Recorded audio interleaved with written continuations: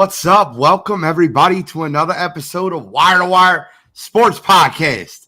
I'm fired up. I'm ready to rock and roll. NFL. I'm the NFL genius, Gene Walzak. In the upper left corner, we got Kent State's own, Cleveland's own, College Cuttrell. Gentlemen, I'm glad you came to me first. Obviously, the college moniker behind the name. We are in week 0. My time is finally among us. I'm so happy that we're finally here. Football season is back, baby. Dude, I'm with it. I'm so with it. And we're going to talk about that right away. Upper right corner, Scholastic Shally, Uncle Shally, Doc on the mound last night, Mr. William Shawcross. What's popping? Nada. Got to echo the sentiments of my other co-host. We are officially in live football season this weekend, so it's gonna be close. We're getting close, and I'm getting excited. We got something to get into. We got a game in Dublin, Ireland. But we got a lot to get into tonight. We're going to talk about the NFL wide receivers, a.k.a. the Divas list. We got our college football breakdown of the best conference in college football, the Big Ten. We have Wire2Wire trivia tonight, Cottrell versus Shally. UFC recap, headlines. And come on, man. You got to be kidding me. We're going to get into all that tonight. What's happening, Mo? What's happening, ECG? What's happening, anybody in the chat? Appreciate y'all stopping by and checking us out. Let's get started. Now, where we're going to start is this. I didn't even tell you guys about this. This is not even this is like a throw something on your plate, because I know I'm going to be one of the people that's on my branch, that's on my ledge, that's on by myself. And that's okay. I'm perfectly fine with being by myself. I talked to a bunch of people last night about it. And there is some people of my minority opinion. And what I want to open up with is the interview that happened with Tua Tagovailoa, Buzz City. Don't know what that is, but someone's buzzed. Somebody got a robot, but there we go. Want to open up with Tua's interview talking about Brian Flores. We've had a lot of conversations about Brian Flores, the Miami Dolphins, Tua on this show. The interview came out. If you didn't hear it, Tua said that they asked him the difference between Brian Flores and Mike McDaniel. And when they were going over that difference, they said that, it's like having someone say, you suck, you're terrible, you don't deserve to be here, to you're exactly what we need, you're accurate, and building you up. That's what he said the difference was. Brian Flores 100% took the high road and said, I wish him nothing but the best. I've grown from those times. And, I wish him the best. I wish him well. Now, I'd love to hear opinions on it. I know a lot of Dolphins fans have mentioned this about Brian Flores before. And I will say this. Flores said, Tua's words hit hard, but I have evolved. Wishing the best for the quarterback. I would love your opinions on this before I kind of get into my tangent, because I have a tangent. Cottrell, I'm almost positive I know where you're at. Shally, I don't know where you're at because we didn't talk about it last night. But Cottrell, where are you at on the Tua conversation about Brian Flores and the difference between him and Mike McDaniel? So, my biggest thing is that Brian Flores, obviously, Brian Flores is a defensive-minded coach. So, he has a certain quarterback that he wants to be the captain of his team. And so as far as what he said and how he went about it, do I think he could have probably went about it better? Yeah, I guess so. But in reality, when you play football, that's how coaches pretty much at every level besides the NFL are going to talk to you. Now, I get it. NFL is different. You're a millionaire. You want to have a different level of respect there.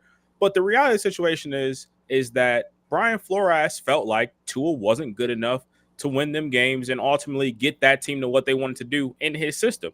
And if we're being honest with ourselves, he was 100% right. With those couple years that he was there with Tua, I think total it was like 19 games that they won or whatever, like in the first 2 seasons with Brian Flores. Right now, Mike McDaniel, they've won 20 games, and they've added Tyreek Hill, they've added Chubb, they've added so many, additional pieces to that team there. So I don't think it's wrong for Flores, especially at that time when so many hot quarterbacks were kind of on the market, whether it was, a Deshaun Watson or potentially like a Kirk Cousins, like in a trade, or Jared Goff was on the move back then, like things like that. I feel like Brian Flores is fair to say, hey, like, you're not good enough. Hey, you're stinking it up. Because if we're being honest, during that time frame, Tua was that. I mean, we talked about it on the show. Tua wasn't in our top 20. Sometimes, potentially who you talk to, not in the top 25. Like, Tua was playing bad. Now, I get it. Mike McDaniel's the perfect guy, perfect scheme to draw up to get Tua to have all that success. But for me, I feel like Brian Flores as a coach, he is allowed to say those things. Could he have gone about it better? Yes. I'm not saying you just absolutely trash the guy and tear down all of his confidence. But at the same time, this is a business. This is the NFL. You want to be honest with these players. Hey, I don't think you're good enough. Maybe that's Brian Flores' way of saying, hey, maybe this is how I motivate this kid. So I was perfectly fine with how Flores went about it. I understand the gripe that Tua would have with it because he probably felt like it came from a hateful place and, a vindictive place. But for Flores, I'm glad he took the high road because I do think that's going to be very important for him, especially with all this coming out, because we know that Brian Flores deserves to be a head coach in the NFL. I think that kind of comment right there is something that will scare away teams or just be that reason that they won't hire him. So I'm glad he took the high road there because I don't think anything would have come out of it for him to double down. But ultimately for me, just to wrap this all up here, I am perfectly fine with what he said. I think that's just a part of football. And the reality is Tua wasn't playing good football when we were at that point. Okay. I did not expect you to go there. I thought I would be on my ledge. Maybe Shally will agree with you and be 100% in the same boat. Shally, your thoughts? I'm more in between on this. I'm an old school type of person. I love hard coaching. I don't have an issue with it. But again, that's also, to Cottrell's point, it's kind of not the reality that we're in anymore. A lot of this generation of guys that are in the NFL now, younger guys, have been, for lack of a better term, coddled their entire lives. They've been told they're great, went to Alabama, was the star there, won the national championship, came in off the bench, all that good stuff. The reason this is difficult for me is because I do feel the same way you guys both do. I think Brian Flores is a really good coach. I think highly of Brian Flores. I think Brian Flores should be head coach in the NFL. That being said, if you are an NFL head coach, your job is A, to coach the players you have, and B, get the best out of them and motivate them and coach them. You can't coach everybody the same. And maybe that's a little bit, maybe that's what he referenced when he said he's evolved and he's learned from that. I think a lot of people took that as an admission of guilt or kind of a pseudo kind of apology about it. I agree with Cottrell. Him not getting into tit for tat thing in the public was a good move for him. But that being said, I also think he has responsibility in this situation as well. You can't motivate everybody the same way. Not everybody responds to yelling and hard coaching. We've seen that on numerous times, a gazillion times on different teams. As a coach, you have to recognize that. You can still get your point across different ways by not yelling at the guy and the second he walks in the door, tell him he sucks. There's no love lost between the two. Brian Flores was very open and honest when they drafted Tua that he didn't want Tua. He wanted to stick with Fitzpatrick and draft somebody else to improve the team somewhere else. So I think that definitely played into it because I think Brian Flores felt like Tua was shoved down his throat. And for lack of a better term, he was. But I think him when he's saying he's evolved from it and learned from it, I think that's what he's saying. I think he's learned that, when he gets his next chance, he's got to be able to coach people in different ways and get the best out of his players. Because if you're a head coach, you're not going to have every player that you want. That's the GM's job. So you got to coach the guys that are on your roster, on the field. You got to learn to coach and motivate them. Some guys differently. Gene already mentioned the wide receivers being divas. A lot of quarterbacks are divas. And then you factor in all that, like you guys both said, Tua wasn't good at the beginning. So, I think it was a perfect storm for a lot of things. I don't know if I was Tua, if I would have went about it the way he did, and blast them in public. But I think at some point, I think that probably felt good. if you listen to the words he used and how harsh some of the words were, and I think he felt like he was allowed to air that out and kind of get that off his chest. But in the long run, I don't think it kills Brian Flores. I think he gets another job maybe this year. I think he's deserved it so. And I think you'll see him go about things a little differently. I think he learned from the experience, which is all you can really ask from a human being. All right, so I'm going to play devil's advocate to my own point in a minute, and then I'm going to give myself – because I kind of was preparing for the counterpoints. I didn't expect both of you guys to be on the exact same side that I am, but that's fine. I'm going to post ECG's comment first. He says, I don't have a problem either way, but open dialogue between both would help. You have to adapt as a coach and get the best out of your guys. You have to know your guys' personalities. Completely agree with that point, and I think that's the one thing I think Brian Flores might have did wrong is I don't think he understood how mentally fragile Tua was. And I'm going to say that. I think the kid's mentally fragile. I'm 38. Tua's 26, 27. Somebody give me the exact age. I'm not 100% sure, but I think it's right around that 26, 27 age. It's different. The way I was coached as a kid, I was told everything, and it pushed me. Grab me by the face mask. Tell me make me run a lap. Like, coach me hard. Push me. 10 years was a lot, right? It's a lot. But I do want to play counter. I do want to talk about the counterpoint to it. Hated that Tua said it. This is chomping at the bit. My man Kyle. Flores was around Belichick, who criticized Brady too. He may have adopted that, and it didn't work for Tua, apparently.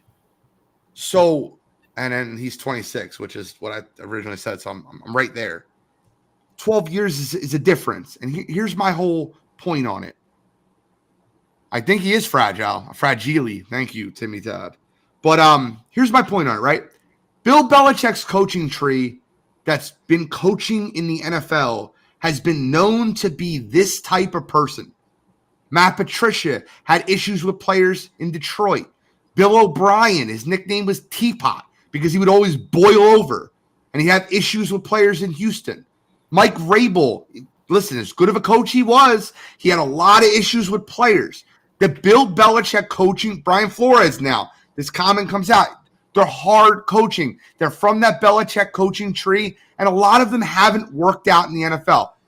Now, my point that I'll argue on behalf of Brian Flores is this. At the point, I think the Miami Dolphins organization really screwed the pooch with this. Brian Flores, you have to marry the coach to the quarterback. Brian Flores never wanted Tua. Never wanted him. And then he had his hand forced to play Tua when they were winning with Fitzpatrick.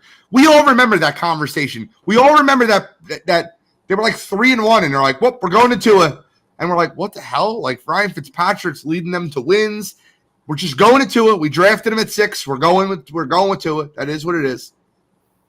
He might have been drafted 5, but it was right there, 4 through 6. That's where he was. I'm pretty sure it was 5, but yeah. But the point that I'm making is I have no problem with a coach coaching a player hard. And that's what Belichick did to Brady. Every time you hear the conversation about Bill and Tom, you heard Wes Welker or Julian Edelman or any of these guys talk about how bad Brady had it, especially when he started in New England, how he used to talk to Brady and how Belichick would tell him, you're not it, you don't have it, you're not athletic, you're whatever, and it would motivate Tom. And every player isn't Tom Brady. I get it. Tua is not that guy.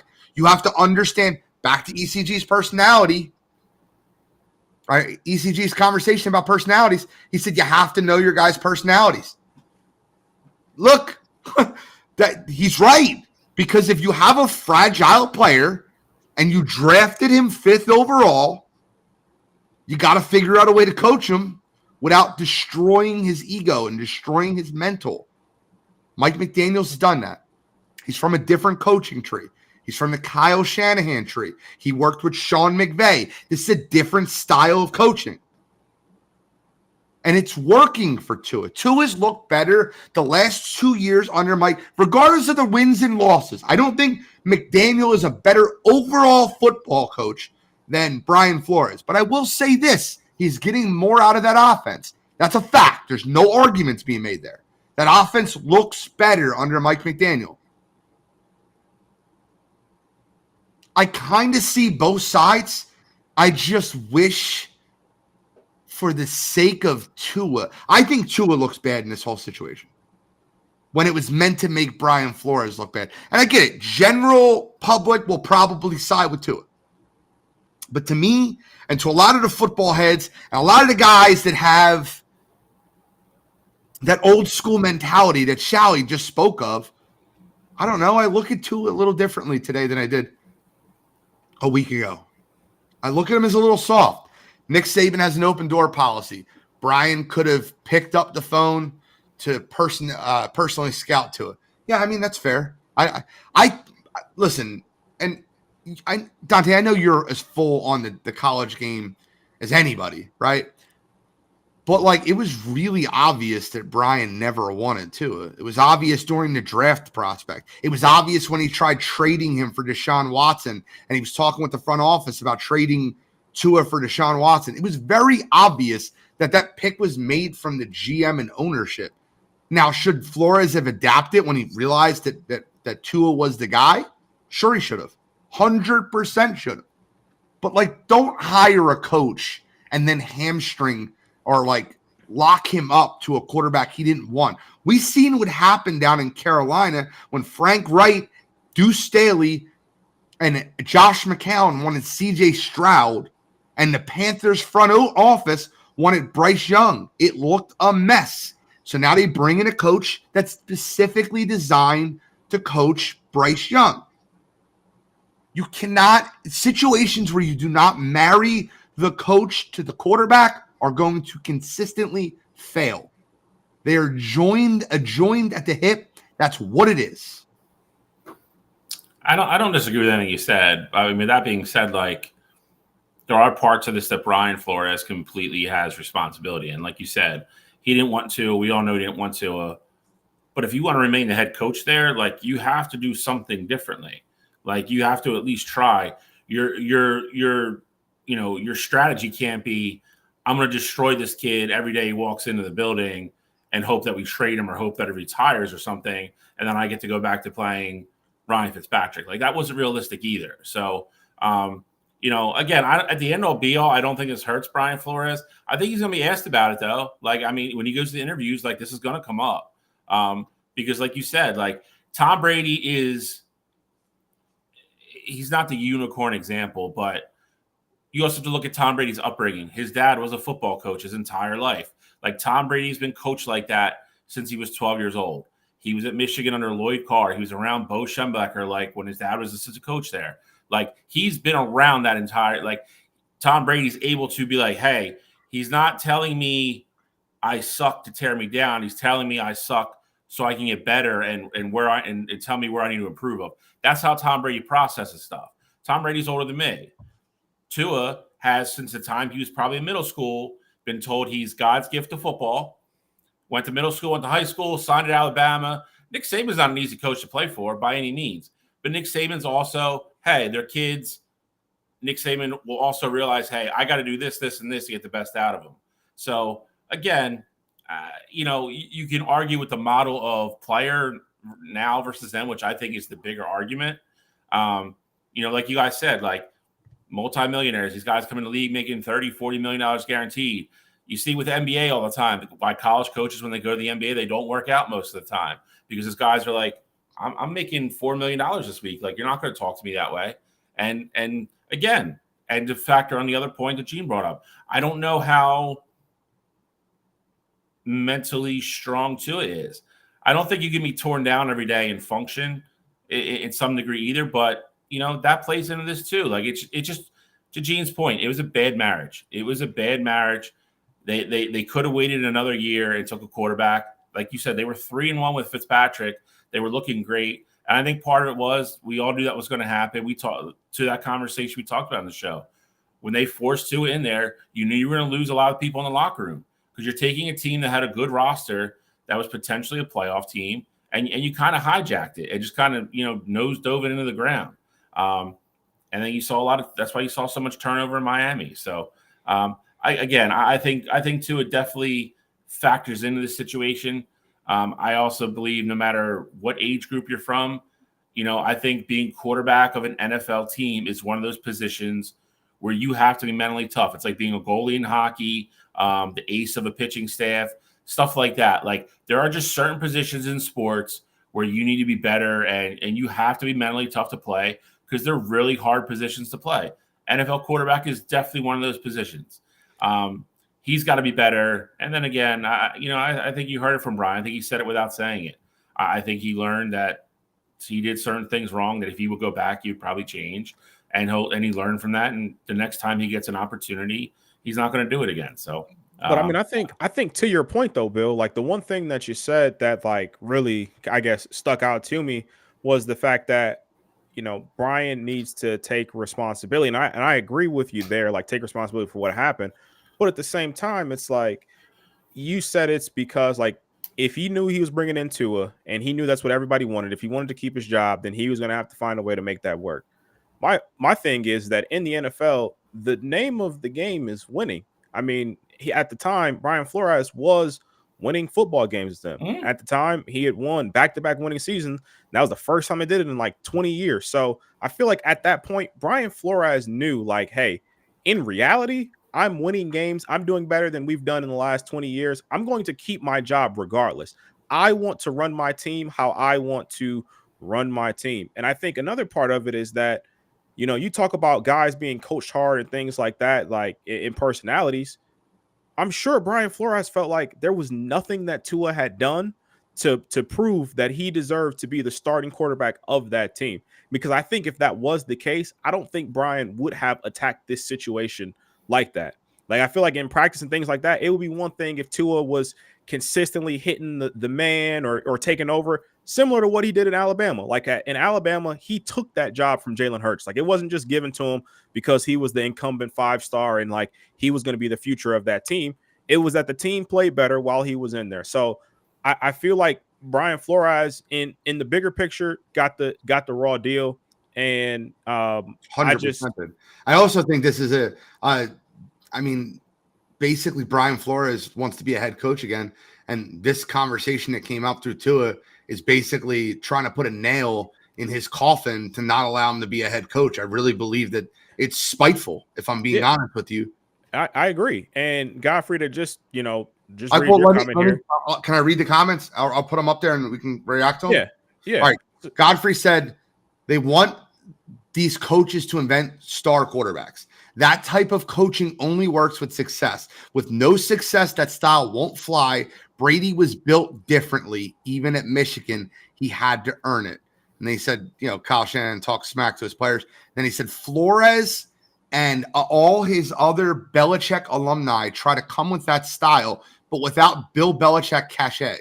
Because in all reality, Bill did it and not them. The results have proven that in the coaching tree performance. So Belichick disciples come in commanding respect as if Brady is still the quarterback for their team and fail to realize they must earn it and not expect to get Belichick type of respect. And then, Kyle is obviously on the Brian Flores page. Doesn't help Tua that Flores had been gone for a couple of years, but now he's bringing this up. Flores doesn't need this potentially to keep him further away from his next coaching job. I just kind of wanted to put that out there, and then Control go right. And then, I wanted the last one here. Okay. He said it's clear Tua got Flores fired, and they weren't flushing their first round pick for Flores. Those winning seasons were bare minimum, no playoff appearances. Now, I 100% get what you're saying there, but let's also put it in perspective. Mike McDaniels made the playoffs with this team that they won 9 games one year. They made the playoffs. They won 10 games under Flores and didn't make the playoffs one year. So, I mean, I understand that playoffs matter and things like that. They haven't won a game in the playoffs either, like Gene just mentioned. Do I think that this team with this talent could have, gone to the playoffs with Brian Flores? Absolutely. I mean, since Flores left, like I mentioned before, they added Tyreek, they added Chubb, Mostert's there, Achane has been incredible, Ramsey's there. I mean, there's so many guys you can name that Flores didn't have that he would have honestly done numbers with, in my opinion. And I think to the flip side of that as well, talk about the success they don't have. Maybe it's because this team's not mentally tough to play in cold weather. Maybe they're in practice and Mike McDaniel's like, hey, we'll go to the indoor facility. We'll make sure we have all the heaters on, and you don't have to worry about getting any colds or anything like that. And Flores would have been like, hey, we're going to Kansas City next week. It's going to be cold as hell. Guys, we're flying in a day early to Kansas City. We're practicing outside. Like it just is what it is. We have to be ready for this type of environment. So, I mean, I think this is kind of one of those things where it's, 6 in one hand, half a dozen in the other, depending on what side of the line you fall on. But at the end of the day, I just think it's weird Tua ultimately came out with this statement like right now. Because like you said, Gene, I do think this is the ultimate nail in the coffin for Brian, or that's what they're trying to make this to be. But you also think about it. I think Brian Flores went to the perfect situation to go hang out for a year with Mike Tomlin. Like, that's the kind of guy you want. Tomlin's going to coach his guys hard, but he's also a player's coach where he can get down to their level, see what's really going on, be that brother, but also be like that father figure in their lives. So I think that's where Flores really meant when he said that, he's evolved and things like that. I think he learned how to be the NFL face, for a team by being under Mike Tomlin, because being under Belichick is one thing, and certain things that Belichick did and got away with, he couldn't get away with being the head coach of that Miami team. Godfrey just said it perfectly here. They organizationally traded defense for offense and couldn't handle Fangio. Danny Dempsey, they are soft. There's a lot of that stuff, right? Let's be clear when we say this, right? That's the same team that as soon as Vic Fangio is like, I'm good. I'd rather can we mutually get away from each other, and wanted to come to Philadelphia because he had issues with players because they were soft. The organization is soft. That's what it is right now. And I remember Brian Flores was trying to toughen them up. I really believe that. And I don't remember us talking about Miami being a soft team 2 years ago. We might have been saying like, hey, we weren't expecting them to be where they're at. We're not saying they're Super Bowl contenders or anything like that. But if that's the trade-off that you get with McDaniel, I get it. You got your quarterback of the future and, things look bright and things like that. But I don't think that necessarily says that what Brian did was wrong. Could he have gone about it better? Yes. And I'll always say that. I do think he could have gone about it better, especially because of how passionate Tua was about it. There were probably specific words and phrases that really hit home for him. Yep. And I'm sure Brian would want to take that back. But again, at that same token, Brian Flores was ultimately trying to get the most out of Tua, especially because he was a first-round pick, 5th overall.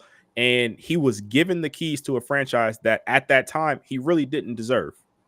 And to be clear, like kind of before we wrap up this whole thing, the Miami Dolphins are a team that is offense is flashy and they're moving the football down the field. But I will say this, I would really genuinely love an organization to buy in to the coach of Brian Flores and allow him to be a coach that picks his quarterback and picks his team. Because it's very odd that you find a guy that takes over an organization who is terrible. I mean, if you remember the Dolphins when they traded their first, safety Steelers, please help me. Minka Fitzpatrick for a first round draft pick and lost to the Ravens 57-6 to open the season. And we were saying that the Dolphins were going to lose to the bye week, 59-0 after 3 weeks. And that team came back and went 6 after that start to the season under Brian Flores. And then the next year went 10-6 and then 9-7 or 9-8. It might have been 9-7. I would never think that coach would be fired. Taking an organization that was that poor and making them back-to-back winning seasons. Now, let's be clear, right? Let's be clear. Should he have been fired based on the situations that have been going on? Maybe. The organization put him in a terrible position, and they just used a first-round draft pick on Tua, and Tua and Brian Flores could not coexist. I'm okay with that. But for him to not have another opportunity yet is baffling to me. It's wild to me because he went into a situation that was awful and gave them back-to-back winning seasons. And now, was he relegated to assistant coach for the Pittsburgh Steelers. I don't think he's interviews by Don Elway. The Yeah. Giants fumble in the bag on the Rooney Rule to just like interview him just to interview him. Well, I mean, let's be honest. He dodging the Giants situation was a blessing in disguise for him. So. Right, you're right. I do think just real quick here. I think my hot take is I think Brian Flores is going to be a head coach in the NFL next year. I think it's going to be for the New Orleans Saints. Like I think that's a culture where they can get behind hiring, the Bensons down there. They're always going to be for whoever's like best for that job. Like they don't care what controversy potentially comes with it. And I think there's guys in that locker room that would feed off the energy Flores. So I think if he can get the interview for that job, I think that's also where he's gonna end up next year. And by the way, real quick, he says this right here. The first time Brian Flores played the Ravens, they got destroyed 57-6. It was like, I don't know the exact score, but it was an absolute whitewash week 1 of his first NFL. Let's go feather in the cap. Let's go week 13, his last season that he was the Dolphins head coach, and what he did versus the Ravens when the Ravens were 13-point favorites in Miami. And he developed a defense to stop Lamar Jackson in that game, and they beat him up down in Miami. It's the same defense he used against Jalen Hurts that many other teams in the league copied, and it's that nickel double A, cover zero, contain blitz, where the outside defensive ends were making the quarterback step up into a pocket in which they were playing cover zero, first read, and Lamar Jackson looked awful in that game versus Miami on Monday Night Football. It was maybe Thursday Night Football. It was definitely a primetime game. I think Monday Night Football is when it happened. But, man, that's a feather in the cap. ECG said it perfectly. Ivan Pace. Turning Ivan Pace into a star. Feather in the cap. I think part of this factors into it as well. I think Flores is a guy that is, when he gets his next head coaching job, which again I think we all think is going to happen, he's got to hire a strong offensive guy. He's got to have a very good OC with him that's experienced, that can take a lot. Like again, Brian Flores can go coach the defense and be in their meetings with the DC and talk certain ways. The problem with all this is too, it's like you really don't know exactly what was said. Yeah. When it was said, all that, like that, like, because again, to Gene's point, some of it matters. Like it does. Like it like when it was said, what words were said, or like Cottrell said, what phrases were said, like that does matter at some point. And then on top of that, again, like we've seen it before, unfortunately, with other things, with the Rooney Rule and everything. All these owners talk. All these GMs talk. Like I'm sure this got around before Tua obviously said anything about it. This probably followed him and preempted him in interviews before. So again, I guarantee you that with the NFL, I guarantee you that was talked about way before. Agreed. I think the one lesson he just got to learn is he's got to do the best he can and learn to be a little bit. I think Mike Tomlin is the perfect person. Like Mike Tomlin is a very hard coach, but also always have his players' backs. Like people always like, oh, Mike Tomlin like goes and like you look at his press conferences and he's brutally honest. But if you listen to every Mike Tomlin press conference, it's never what so-and-so did. It's we didn't do this. We didn't do that. He never throws a player under the bus by name, anything like that. Those are little intricacies that Brian Flores needs to like learn and adapt. And I think he's going to be a very, very good head football coach. I think he's just got to be paired with an offensive guy that wants to run an offense similarly him. And then, like Gene said, give him a quarterback that he actually thinks he can see eye to eye with and work with and have the same philosophy. Tua just wasn't that. I think Brian Flores got caught up way too much on controlling things that he had no control over. Like we already said, like they were going to draft Tua no matter how much Brian Flores protested it. He made it very clear that he didn't want him. They still took him. He's got to learn to deal with things that are in his control and focus on that and focus on what's going on in the field. And then Brian Flores is going to be fine. He's a very good football coach. Couldn't agree with you more. We're 37 minutes in. We kind of got to move forward. Let's get it. We're going to talk about our wide receivers list. It's really good conversation with Brian Flores. We do have our divas list. If you want to know 10 through 6, 10 through 6 is listed on the webpage. Wire2Wire Sports Podcast Facebook page. We'll post it on Twitter. That's our 10 through 6. We are about to release our top 5 now. And without further ado, our top 5. Cottrell, as usual. All right, so I'll start off my number 5 here. I'm going with Jamar Chase. Now, a lot of people probably looking at this list like Jamar Chase is a top 3 receiver in the NFL. Why is he so low?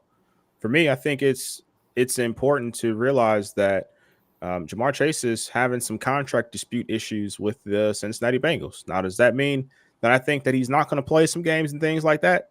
No, I don't necessarily think that, but I did have some reservations about, their receivers coming in where they want to get paid and they're not in camp. I mean, he's a stay in, so I mean, he's at camp. He's just not participating in anything. I fully expect him to play week 1, even if he doesn't have a contract done. But I do think there may be a little bit of animosity there. And I always have reservations as well for guys that aren't playing actual football with the soft tissue stuff. So whether it be a tweaked hammy or, just not having the wind under him, things like that. I think early on you may see Jamar Chase not look like Jamar Chase, and that just puts him behind in terms of, the numbers that a lot of these other people are going to have. But I still think Jamar Chase is one of the best receivers in all of NFL. He's probably in my top 3 talent-wise of all the receivers, but numbers-wise, I think he ends up number 5 just based off of a slow start from not being in camp, worrying about the contract situation. Real quick, I just found it funny. I don't know if you seen my reaction when you said the comment about I find it weird with the guys with the soft tissues. Are you saying that because he doesn't have a contract, he might have some soft tissue issues and not play? Is that what you're saying? I just want to make it clear. It sounded like that. I just want to make sure. I'm saying though you're more likely to have hamstring issues or soft tissue issues when you're not playing football and you're not going full go, and then you just try to flip a switch and then you go full go. Yeah, maybe I read you wrong. I felt like that was he's going to have some soft tissue issues because he needs a contract. No. Okay, well, I mean that too.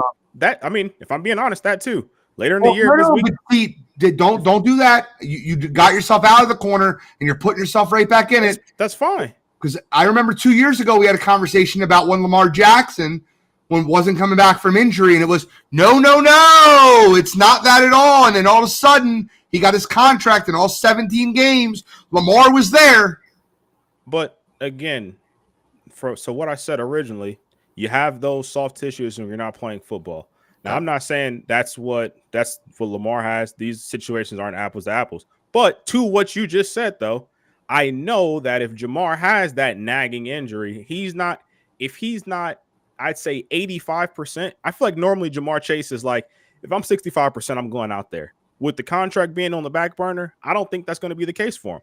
These NFL guys, you know what's coming next with them. Like you know they're going to protect the money. I just want to remind you that you protected Lamar Jackson against exactly what I said happened, and you were like, "No, you can't say he's injured." Blah blah blah. No. I said you can't say he's injury prone. That's what I said. When he has that injury and he's out that long, you're like, "Oh, he's milking it." Like that's what I was going after. That's not what you said around then. That's fine. Sorry, listen, Cottrell, I just want to be clear with you. I'm glad you're on the dark side because the NFL has a dark side. You're on the dark side. I'm not.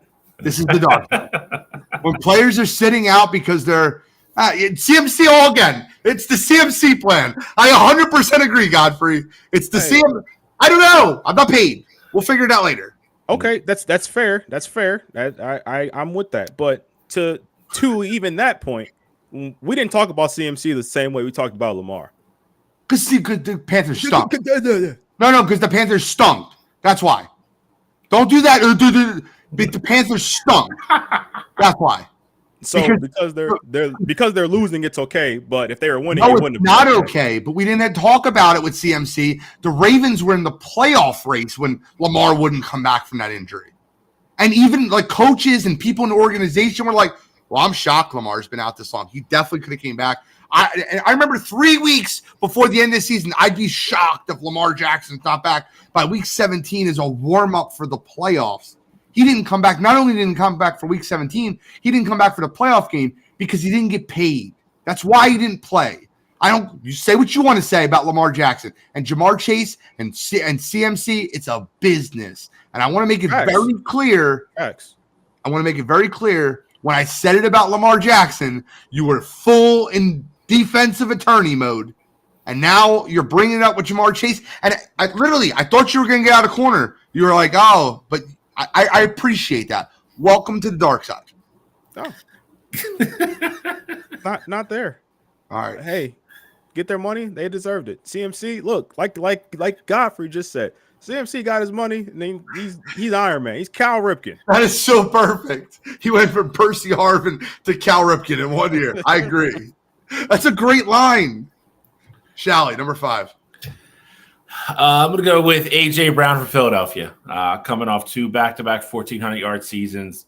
Not saying in a homerish way, but a guy that honestly I don't think gets enough elite talk within the NFL.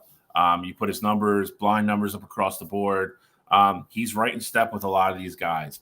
Can he be way too much of a diva sometimes? Yes, I will raise my hand for that. I know Gene will too. But on the field, his production, it doesn't lie. He's a great wide receiver. He's that rare blend of being super athletic. He's super strong. He's big. He's fast. He can move. There's just not a lot of these guys in the NFL. And I think, we always hear Justin Jefferson, Tyreek Hill, CeeDee Lamb.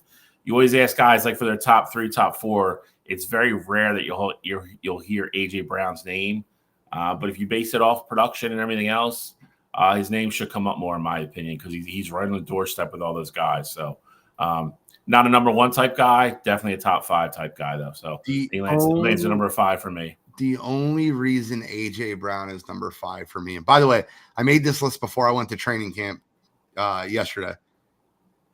A.J. Brown's going to have a monster year. He was unguardable, and the connection between him and Jalen Hurts, it's like pitch and catch. Like it's almost as like they're in each other's heads.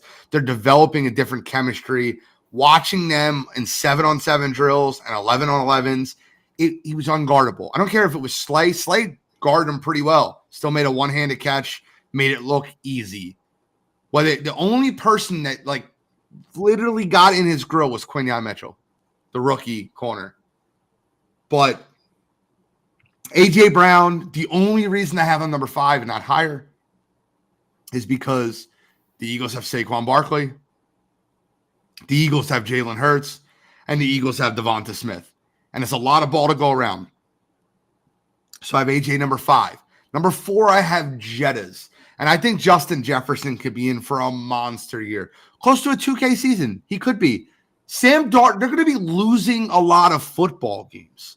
And Sam Darnold's going to be throwing the football to Justin Jefferson. You want to talk about somebody locked onto a target? Hey, how long is Jordan Addison out? Oh, November? Got it. How long's TJ Hawkinson out? Oh, November? Got it. Where are they going to throw the ball? They're going to run the ball to Aaron Jones, and then they're going to get down by 14 points, and they're going to throw the ball to Justin Jefferson. Now, granted, teams are going to understand that too and have to be sending double coverage at him every single down, but Jettis is different. He's just a different animal. He's a master of the route tree. Justin Jefferson's my number 4. Number 4, I got CeeDee Lamb. And the only I honestly wanted to move him higher. The reason I didn't is because I quite frankly don't know if he's going to play. I think when push comes to shove, he's going to show up at some point. The contract extension is just looming very large at this point. We're getting down kind of to crunch time here. He's not really been in camp. He hasn't done anything. Jerry Jones has said some wild things in the press and then try to backtrack them. This is a guy coming off a 1,700-yard year. If you were going to have your career kind of breakout, I'm here, look at me year, it was last year, and that was the right year to have it, and he did. He had games where he literally just took over the game. Couldn't guard him. Nobody could guard him. They ran double coverage at him. He still caught the ball. He had like 70% of his catches were first down. Some crazy number. It was number 2 in the league on that. Guy's an animal. Listen, me and Gene have talked about it from the beginning of this show. When they traded right in front of us to take him, we knew this was eventually coming. We knew this was going to be a problem. He's definitely here now. I pray to God somehow that Jerry Jones messes this up and he goes somewhere else out of our division. But the kid's a stud. He like I said, the coming out party is officially over. He's here. He's a top 2 or 3, 4 guy in the league. He can do everything. CeeDee Lamb, number 4 for me. Number 4 for me is probably the most underrated receiver in all of football, and that's Amon-Ra St. Brown. Now, I'm not saying underrated because he's not on like your guys' top 5 list. He was definitely in your top 10. I say underrated because this is a guy who last year had that, what we call a breakout season, 1,500 yards, I believe, and didn't even make the Pro Bowl for the NFC, but ultimately was an All-Pro. Amon-Ra St. Brown is a guy that is consistently open, and he does exactly what that team needs. If you need him to go block and he hasn't gotten a target all game, he'll go do that and give it 100% effort. Amon-Ra is incredibly special, and I love the way that Detroit uses him. And I do think that this upcoming year with Jahmyr Gibbs having another year in the system to, just add a different dynamic to that offense. And then I think this is going to be the year where Jameson Williams takes a step and truly becomes a true number 2 receiver for that team. I think that's going to take some of the pressure off of Amon-Ra, and you're going to see him get more open than even what he was last year. I think he's absolutely incredible. And for him to have as good of a year as he had last year, I don't think that's it. I think there is still room to grow for him. So I like Amon-Ra coming in number 4 for me. I think he's got another All-Pro season under his belt. Before you go to number 3, that's the only reason I didn't put him in my top 5 is because I think Jameson Williams has a breakout year this year. And I think that with Sam Laporta, with Jahmyr Gibbs, with the way that offense is constructed, it's going to be less about let's feature the number 1 and more about let's get everybody involved. And that's not the slight Amon-Ra. It's not.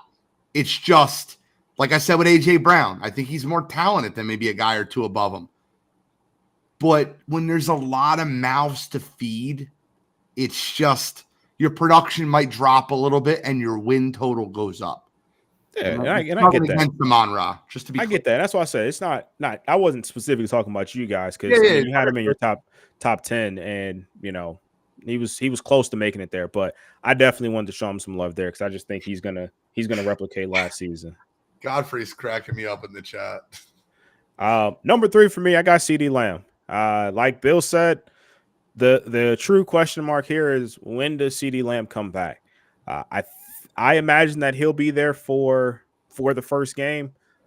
I just also imagine that he knows that he is the only receiving target that Dak Prescott has. So if he's not there, Dak knows he's not getting paid. Well, he already might not get paid no matter how great the year goes unless they win a Super Bowl. But if CD is not there, you can only imagine how Dak will look with that offense.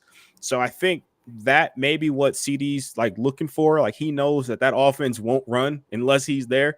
And even with him, it's probably still going to be ugly. I mean, they got Zeke probably starting there as their running back there. So, that offense is going to be in trouble. But CD is so talented as a receiver. We talked about him when he came out, how talented we thought he was going to be. Thought he was the best receiver in that class, or top 2, depending on how you had your rankings there.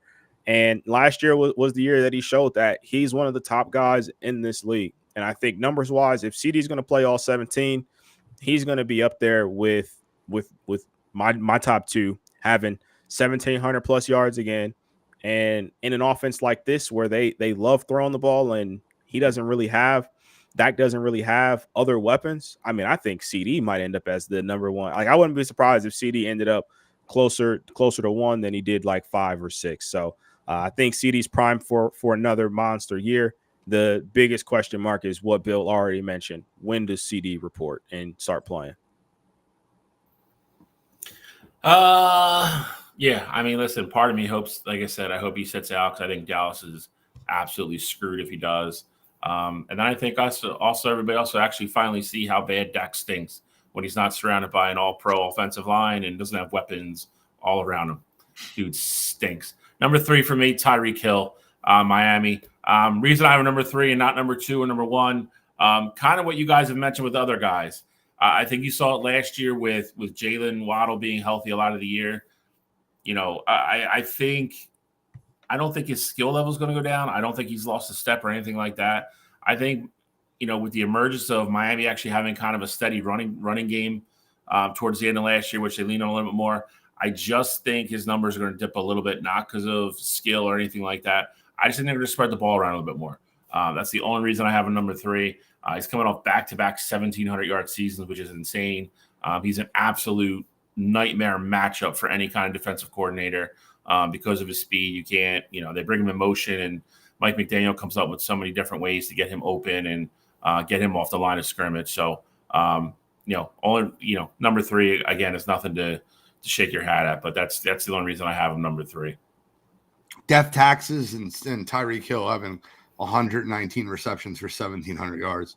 Yeah. My number 3 is Jamar Chase. And I think last year Jamar Chase proved how quarterback proof he is.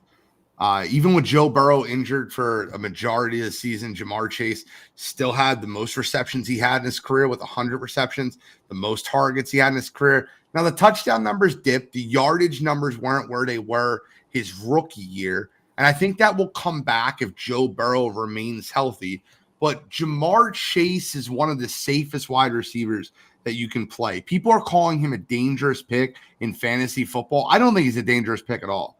The Bengals are going to pay him. They said they're going to pay him.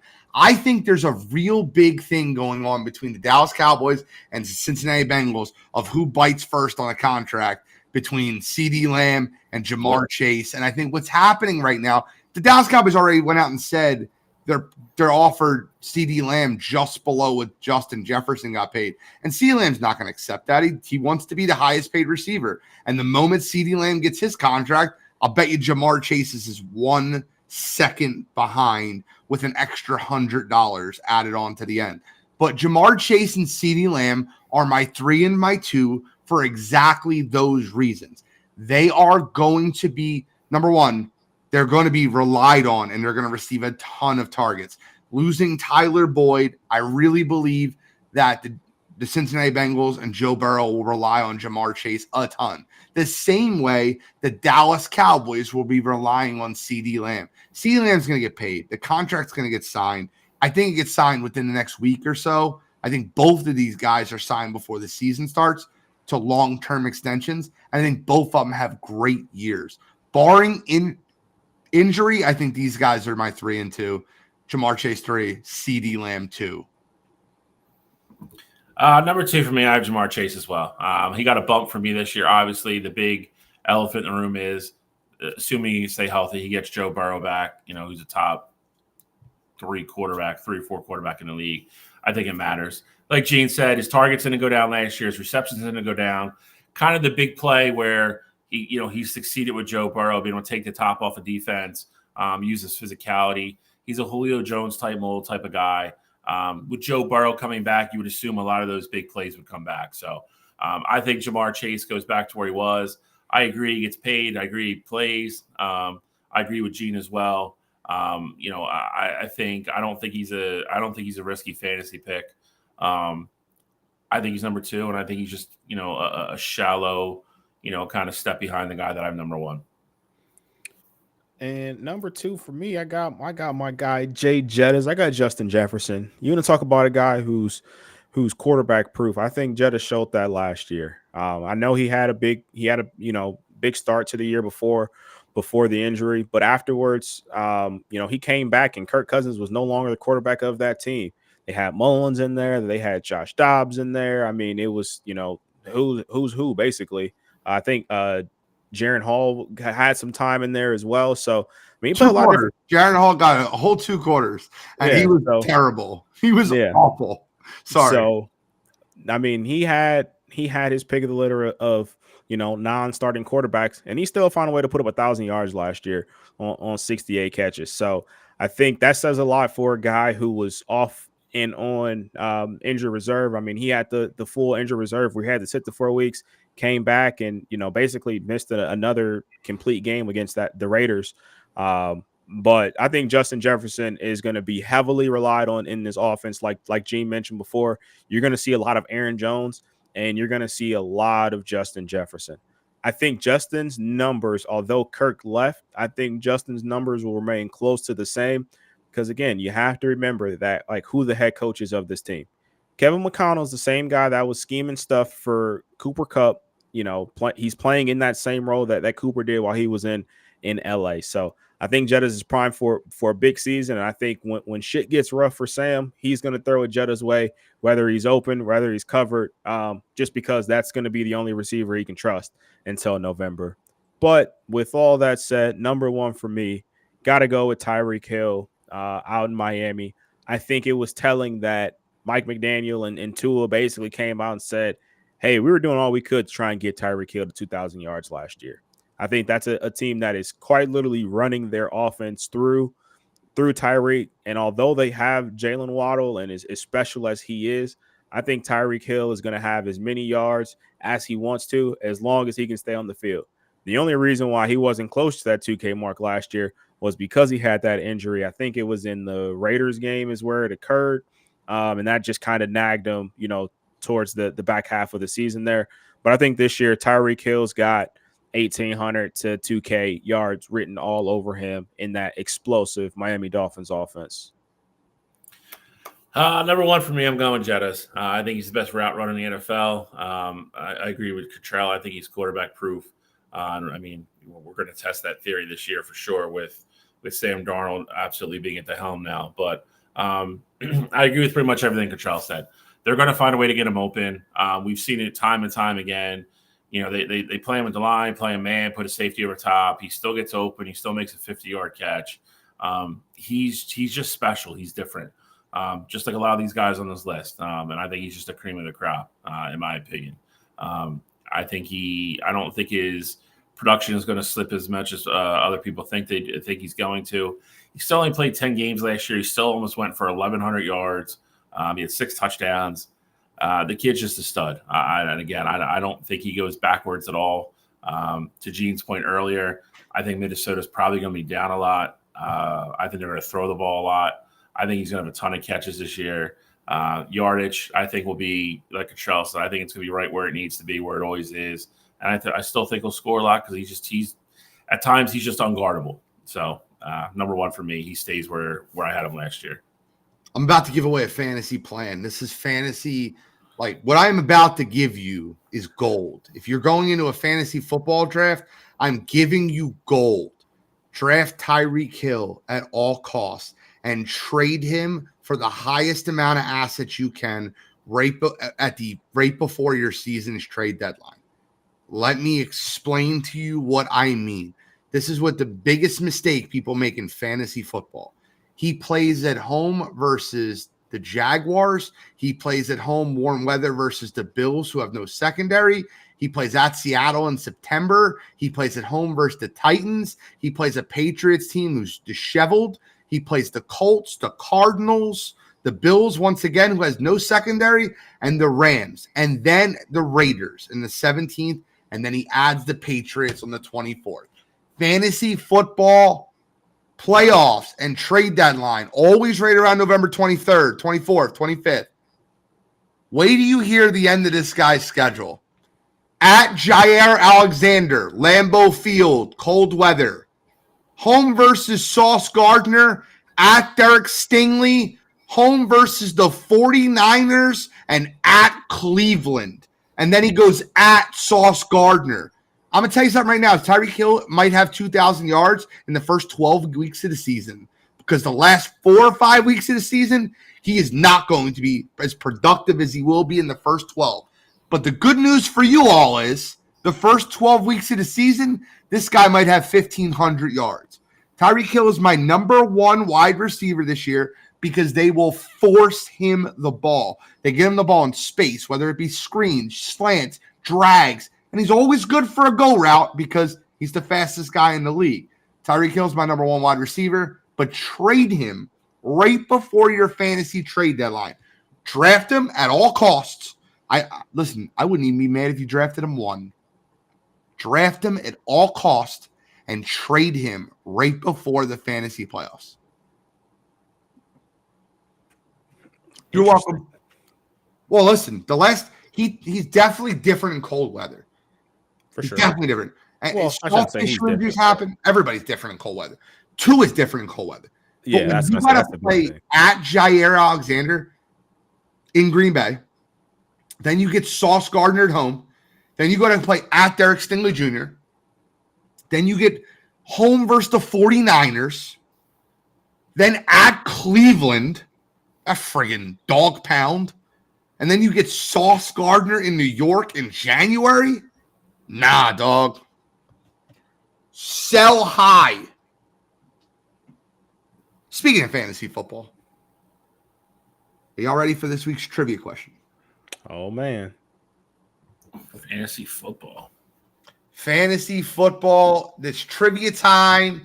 Tag your friends. Share it to anyone you can. It is trivia time.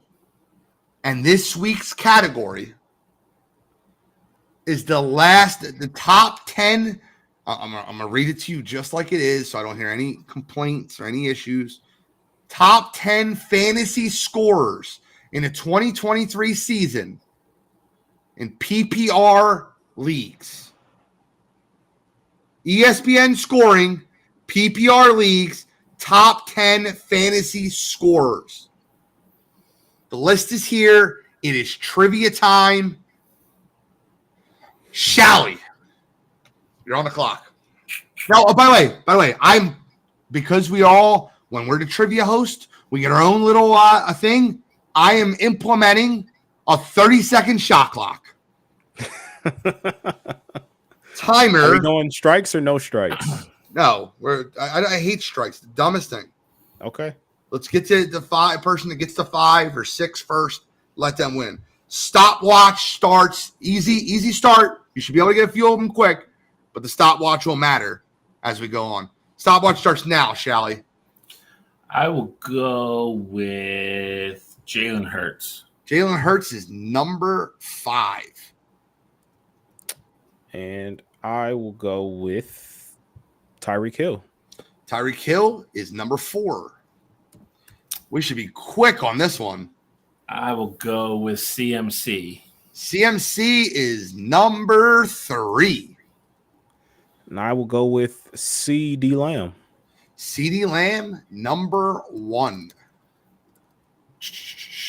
trying to think who else on my team list here. What quarterbacks had big years?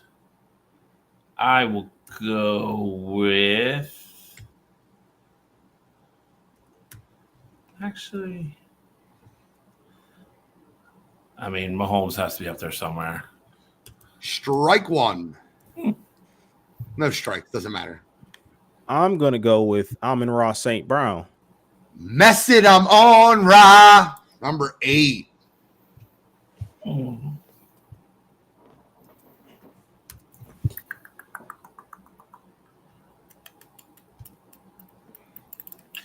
I will go with top 10. 10 seconds. It was definitely not 20 seconds, but that's fine. Notice, I'm not lying.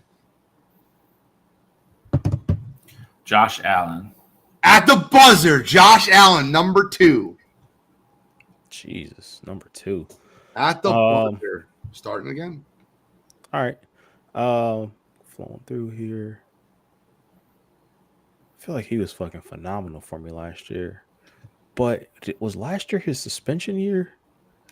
I'll go Alvin Kamara. Alvin Kamara is not on the list. Clock starts.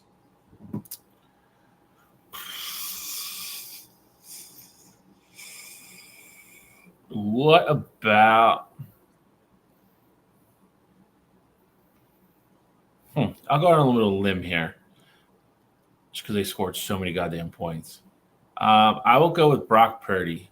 Brock Purdy's incorrect. He's number 11.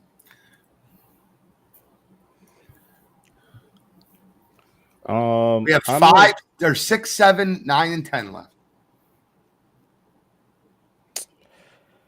Forgot who started here, but I'm gonna go with DJ Moore.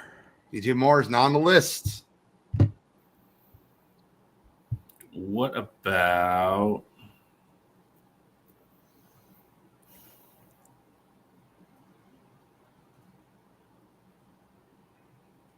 Oh, I know one.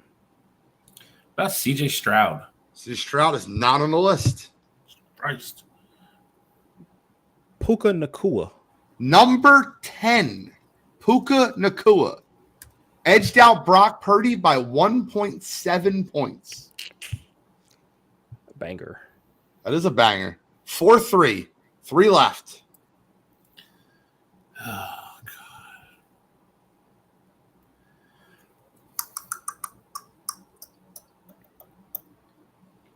Oh, I hate to say his name because he's probably going to be on here. I'll go with Dak. Dak Prescott, number 6. I actually wrote your name next to it as soon as you said I hate to say it. I know he's going to be on there, so I don't have to type it. I wrote your name next to it. That's I want to funny. go with Devon Achane. Devon Achane is not on the list. Not even the number 1. And by the way, I shouldn't even say that.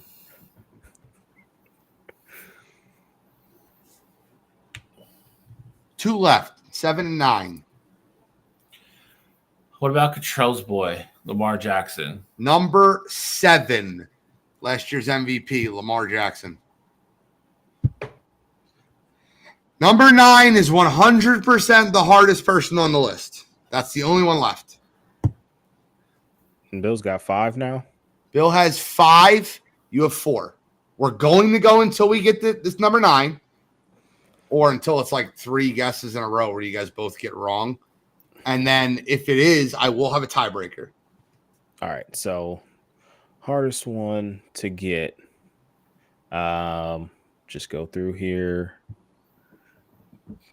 Trying to literally fly through different teams here. What about David Montgomery? Incorrect. You did that with 3 seconds left too. We both get 3 in a row wrong, then We'll call it. yep. What about Jared Goff? Nope. Fuck. They're getting warmer.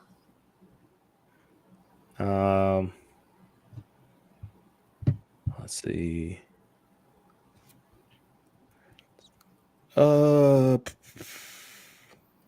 Sam Laporta? Nope.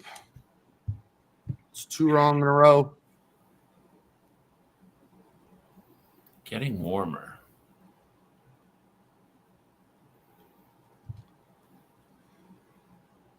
Actually, Puka Nakua beat Brock Purdy by 2.9 points total. By the way, for between 10 and 11. No.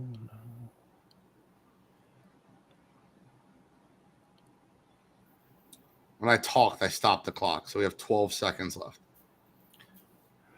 I'll take your hint and see if this makes sense. I'll go with Jordan Love. That is correct. Jordan Love was number 9. That was going to be my next guess. Shally, you're just dominating right now in trivia.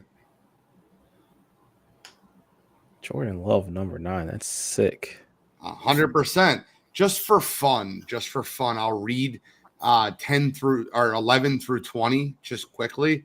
11 was Brock Purdy, 12 was Breece Hall, 13 AJ Brown, 14 Jared Goff, 15 DJ Moore, 16 Mike Evans, 17 Travis Etienne, 18 was Patrick Mahomes, 19 was Keenan Allen, and number 20 was CJ Stroud.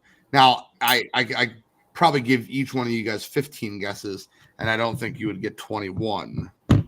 But that's besides the point. Who is it? Baker Mayfield.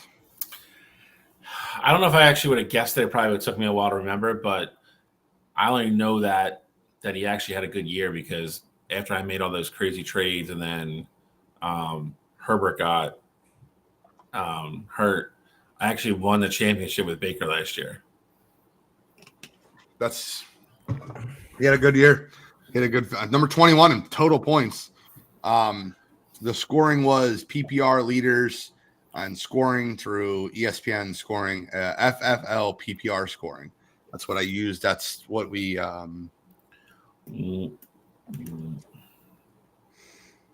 will say this: if we went by average per game, Kyron Williams would have cracked the top 10, but he didn't play enough. You know who else would have been number 11 in average per game? This is a crazy one. Cottrell could probably get this one. Amari Cooper? Average per game. No, definitely on your team, no. Average per game. Nope. Per game. Oh, Joe Flacco? Joe Flacco, number 11 in average per game. But that's trivia for this week. Next week, we will be back at it again. We got Big Ten football to get into, and I've been looking forward to this for a little while. Now, listen, let's just be very clear when we say this, right? I want to be as kind and as direct as possible. If you want an appetizer, let's just say mozzarella sticks, maybe chips and salsa. So what we're talking about with Big Ten, you got Wire2Wire for that. If you want your meat, your potatoes, your steak, your eggs, your main course, you got to tune in to Coast to Coast. They are cooking. This weekend will be feisty, I'm sure.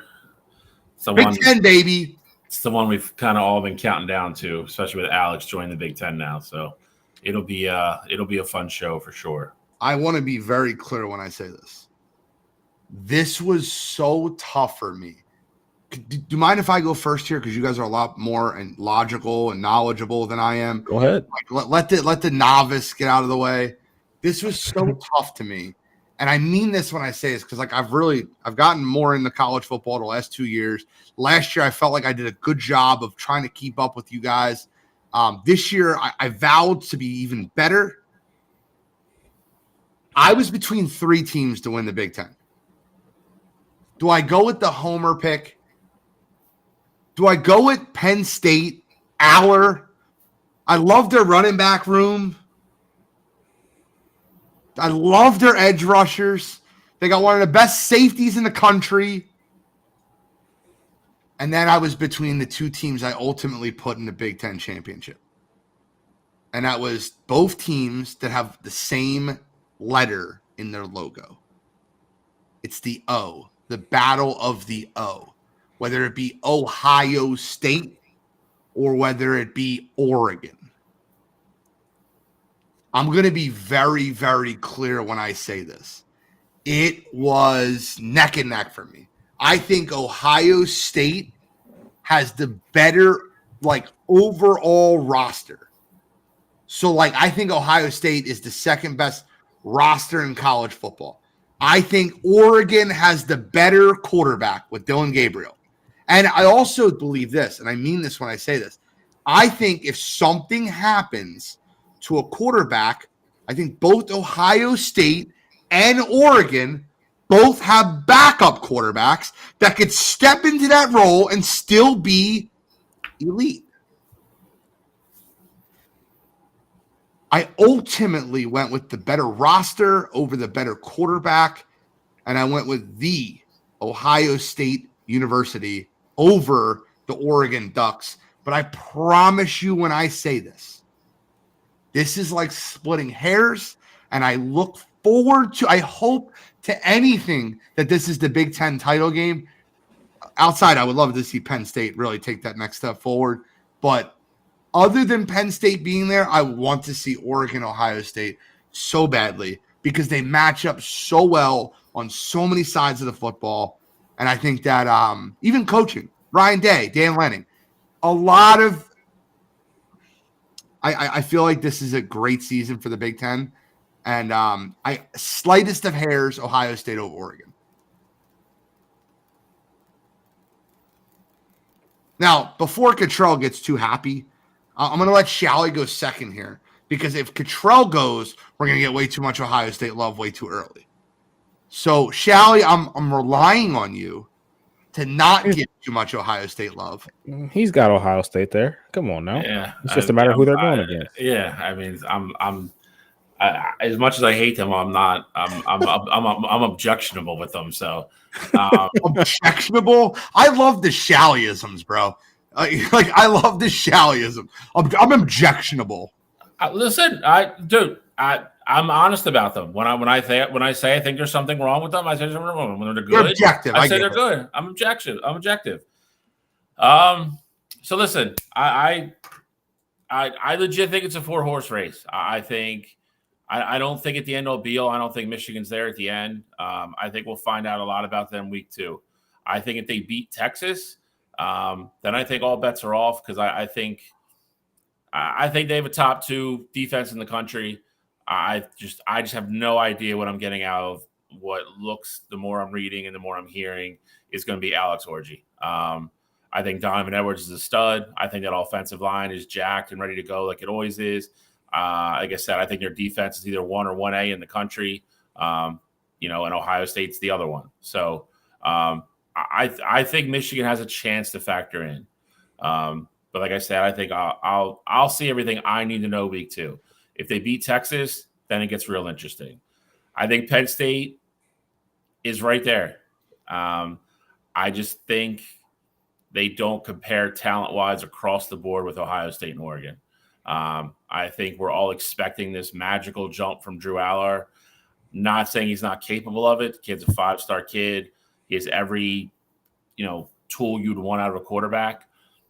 You're replacing your top 5 pass catchers from last year. It's a big deal. I love the running back room. Like Gene said, they have 2 stud running backs. Their offensive line's still not there. That's a problem. Defensive line this year is going to be great. Their edge rusher is going to be great, but they took their best linebacker and made him an edge rusher. I don't know what I'm getting out of linebackers. They have 2 NFL caliber safeties. Correct. They absolutely do. They're breaking in 2 new kids on the outside. They lost both their starting corners. That stuff for me is what separates Penn State from Oregon and Ohio State. That being said, I think Ohio State either has the best or the second best roster in college football this year. I think they're going to look, hold your ears, Cottrell. I think they're going to look a lot like Michigan looked like last year. I think Ryan Day is finally going to learn his goddamn lesson. He went out and got Judkins in the transfer portal. I think they're going to keep Travion Henderson healthy.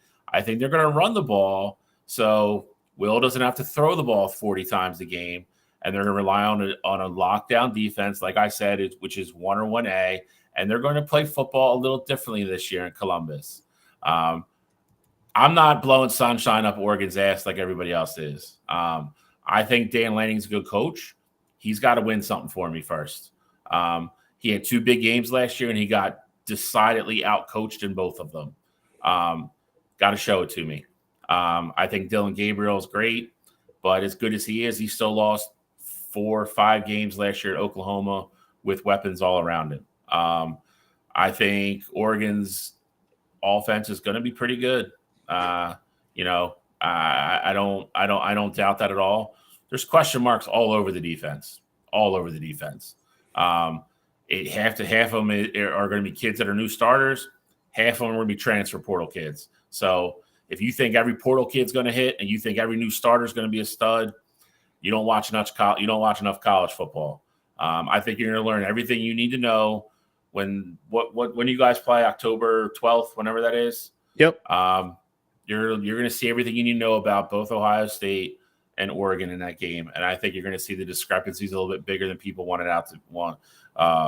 it out to be. I think Ohio State's the best team in the Big Ten. I think they're going to win the Big Ten this year. I think Jeffrey Bassa from Oregon is going to be the best defensive player in the entire Big Ten. So let's just be very clear when we say this. That kid is an absolute stud, and he's playing the money position for Dan Lanning's defense. And that money position is like a joker position. He is going to cause havoc. Remember the name. I guarantee you he gets drafted in the top 15 picks in the NFL draft next year. And that's fine. Ohio State and Michigan will both probably have 2 kids off the board at that point. You might be right. We'll see. I'm just no way. There's the fact that you think there's no shot he's the best kid. My face. Bro, he's not going to be better than he's not going to be better than Mason, or he's not going to be better than Caleb Downs next year. Just no. And Caleb can't even come out and go to the league. But yeah, I get what you're saying though, Gene. I hear you. You have 2 guys on Ohio State's defensive line are probably getting drafted. You have Mason Graham that's going to get drafted for him. You have Will Johnson's get drafted for him. Will Johnson is incredible too. Denzel Burke's top 20 pick. He's a great player. Don't get me wrong. He is not the best defensive player. How about Denzel Burke, the quarterback from Penn State? Yes. If you guys don't know, this is actually really funny. You probably should use me as a you got to be kidding me. I created a player in NCAA 25, and I made the name Denzel Burke, having no idea Ohio State had a cornerback by the name of Denzel Burke.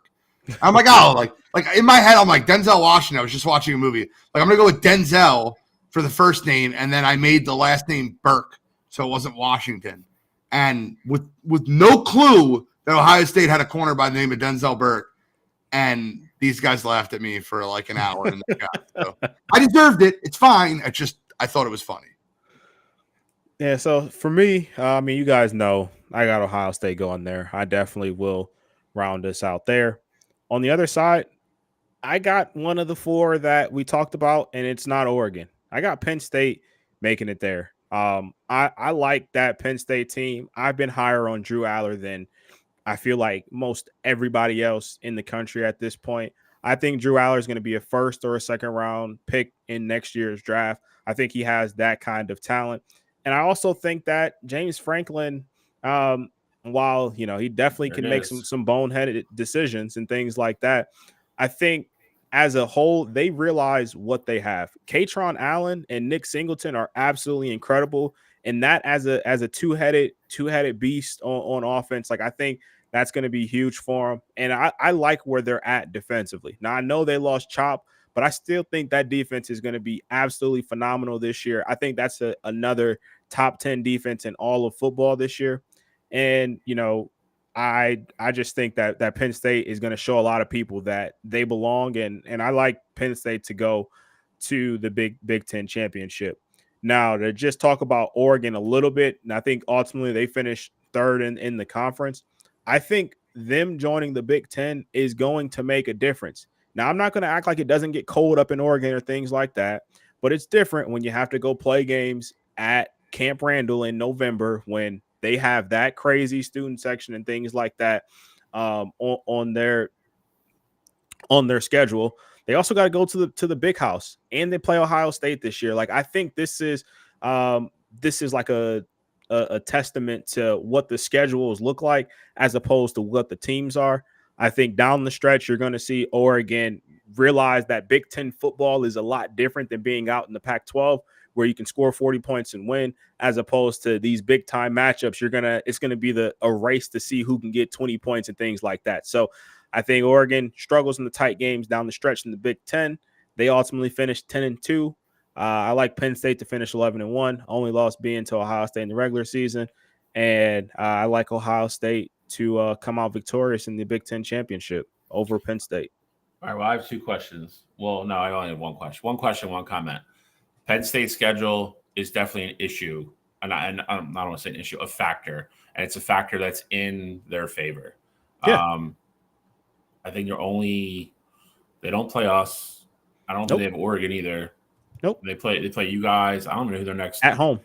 Yeah. So I have Penn State's schedule if you'd like to hear it. They've been I will say this. The only other ranked team. That's away though, right? Yeah. I just hate coast to coast trips. It's just a weird trip for college kids. I mean, I have their schedule here if you'd like to hear it. Go ahead. They open up at West Virginia. They'll win, but it'll be closer than people think. Then they play at home versus Bowling Green and Kent State. Win. Then they play at home versus Illinois. Win. Home versus UCLA. Win. Then they go at USC after basically being home for a month. I still think they win. I think they're a better team, USC's defense. Unless Lane Kiffin or unless Lincoln Riley shows up with a defense that we don't know about right now, then that should be a win. Then they have the bye week, and then they play on my birthday, October 26th. They play at Wisconsin. It's a tough game. Then they play at home versus the Ohio State University. I think that's a loss. And then they play at home versus Washington. That's shell of a team. Correct. And then at Purdue, at Minnesota, and at home versus Maryland. Shell. I would say Minnesota is routinely the thorn that's in Penn State side for some reason. 100%. We always play them terribly. Yeah, correct. It's like how we play Maryland, and I'm sure Cottrell has a team. Ohio Maryland. State's the same one. Yeah. In Purdue. Yeah, true. Purdue. I I forgot about that game. One. Yep, I forgot about that game. Minnesota is always the thorn in Penn State side. And I hate to say it, Cottrell brought it up. He's going to lose you one football game this year. So he's going to. You just have to hope it's for Penn State fans' sake. You just have to hope it's the Ohio State game. Like if he loses you that one, it's like we were probably going to lose anyway. And James is the reason why we lost. Like let's just get it out the way, throw away, whatever. I'll tell you My what. other question for you is, go ahead, Gene. I'll tell you what. I'll tell you this right now. I really don't like that matchup for Ohio State. I have Penn State winning that matchup early in the season. The only reason why I'm not worried about that game is the same reason why Bill wasn't as worried about it last year. And that's Penn State, for whatever reason, is scared to lose the whiteout game now. Yep. And they already announced that that's not going to be the whiteout game. And that's looking like it's probably going to be a noon kick. So I guarantee the whiteout game is the Washington game the week after. It is. They already announced it. They already announced it. it. So dumb. So that being a daytime game and it's sunny skies at 12 p.m., that makes me feel a hell of a lot better. I assumed that was going to be an 8 o'clock game, college game day. I assumed all that. Nah, I was wrong. Nope. Penn State is afraid of game. They'll probably be there, but it's going to be a noon kick. So, dude, they're scared to death to lose it, which I don't know why, because it happens. The game that literally put the white out on the map, really nationally, is the Ohio State game when they block the kick and return it back to win the game.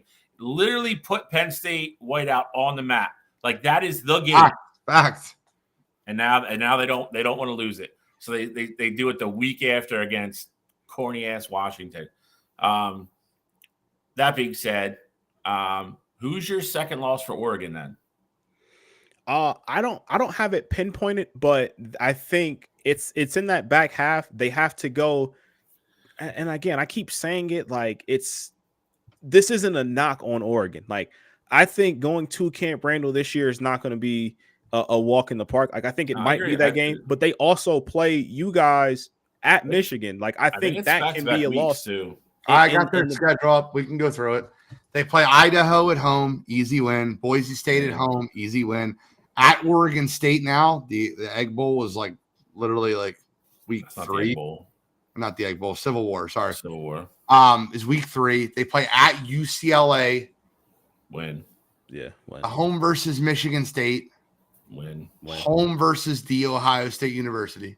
Loss. At Purdue. Win. At home versus Illinois. Win. At Michigan in November. Yeah.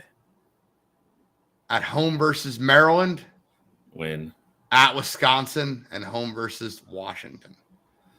So I think it's one of those two. I'm not going to say both, but I think it's one of those late Big Ten cross the country trips in November.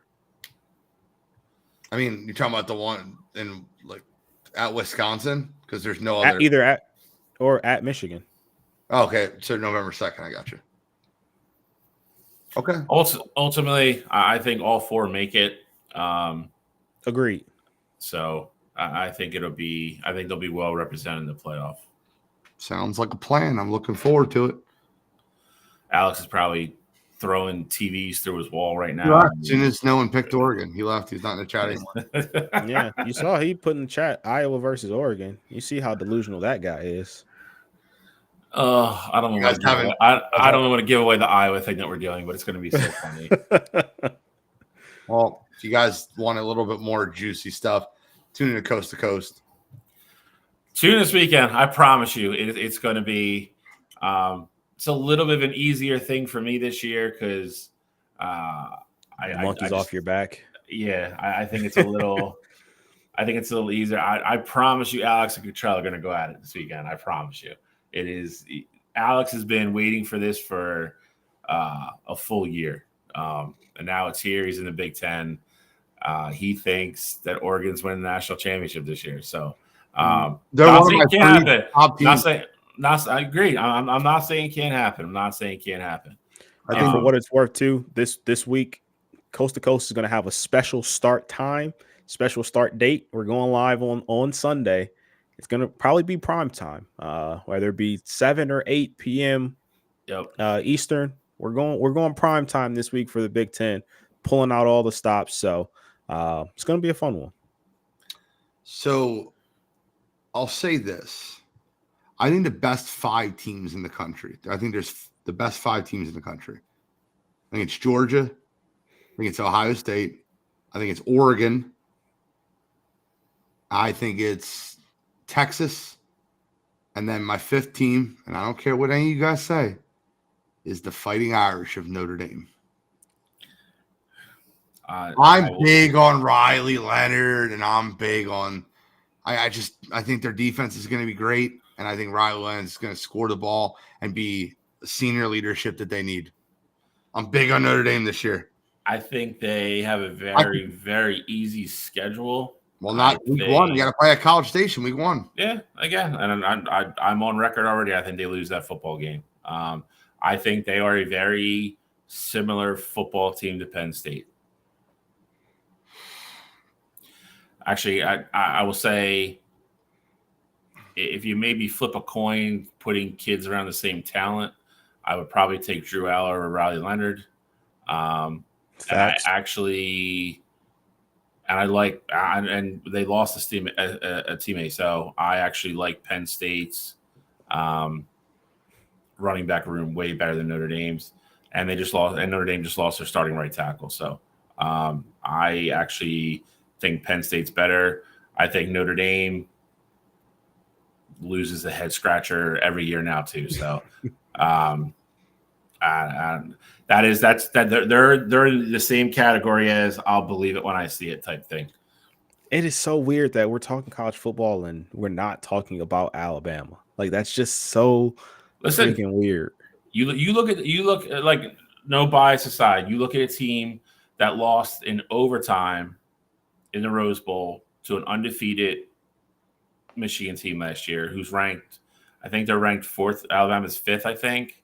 Nobody's talking about them. You have Michigan sitting at 8 or 9, who still return a bunch of people. It's just everything's Oregon and Ohio State, rightfully so, but just no respect. You listen to every single show that is talking about the national championship game.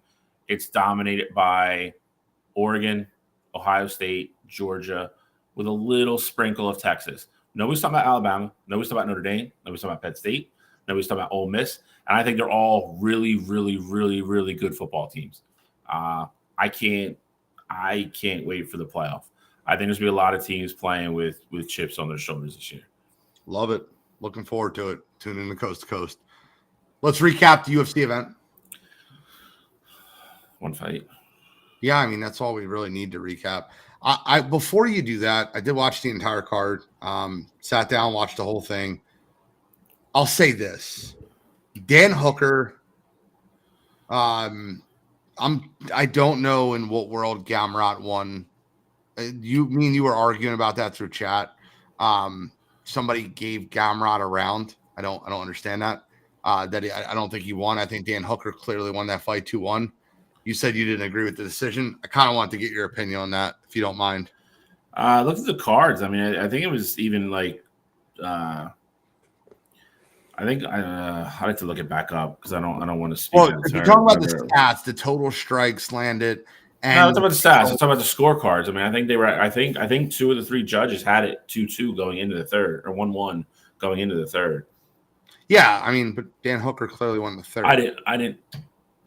I thought it was a close fight. We didn't argue. I mean, there was back and forth. I just thought again for a split decision. I thought it was a very close fight, depending on how you score certain things. You know, it's the same conversation we've always had with takedowns versus strikes. Blah blah blah blah blah. Again, I wasn't like floored by Hooker winning or anything like that. I just watching it. I haven't watched it back yet either. But I just thought people I was watching with, there was a couple people thought Gamrot won, but Well, the only reason I brought that up is not to discredit you. It was just close fight, but because Judge Howie Booth was relieved of his duties after awarding a 30-27 decision for Tai Tuivasa in the Rosenstrike fight. I don't know what the hell that guy was watching. He was fired immediately afterwards. Like, they literally, it was such a bad scorecard. I had a 30-27 Rosenstrike. I don't think the fight was close. I thought Rosenstrike dominated all 3 rounds. I could see you giving a round to Tai Tuivasa in the first round. I could see that. I get it. He dominated rounds 2 and 3. What anyone watched to watch that fight? If I read the stats for that fight, 92 punches landed to 37. 91 significant strikes to 37. 58 to the head to 19. 12 to the body to 6. 21s to the legs to 12. Every one of those stats favored Rosenstrike. And someone scored the fight 30-27 Tai Tuivasa. That could be you got to be kidding me. That was the only reason I brought up the Dan Hooker fight. It's because me and you could debate that fight. No one could debate a 30-27 score for Tai Tuivasa. I just wanted to kind of bring that up because I felt like it was very newsworthy. It was really bad. Like Howie Booth was relieved of his duties immediately. That's pretty bad. It's about as bad as it gets. I mean, like, it was, I'm not kidding when I tell you this. It was Sunday morning at like 10 a.m. when the news came out that he was removed from his duties. Like, they didn't even let that shit get to noon. They were like, nope, you're gone. Like, I don't even know how, like, they slept through the night and made that decision by 10 a.m. Like, but I just wanted to get just funny conversation there. But let's talk about Israel Adesanya. Look, guys, don't take this with a grain of salt, and I don't care how it sounds. Dricus hits well. He's a strong puncher, and he definitely has heavy hands, and he's always been a heavy-handed puncher. I think we kind of predicted this. Kind of. Izzy's done. He's done. He, like, folded. It was like one of those things. Bro, I don't even think he was hit that hard. Like, I watched the replays. I've seen Izzy hit 20 times harder than Dricus hit him that stunned him, that put him into, like, turtled up and crawled up, and he was stunned. I don't know where, like, maybe I'm nuts. Maybe I'm just white tinfoil hat. He's either completely done or he quit. And you guys can pick one of the two. You're not allowed to pick anything else. I'm kidding. Pick whatever you want. But, like, it looked like he quit. I've said this before, and I the more it happens, the more I believe in it. I think especially in the fight game, when you just look at the nature of it, like going in, getting punched in the face, kicked in the stomach, like whatever it is.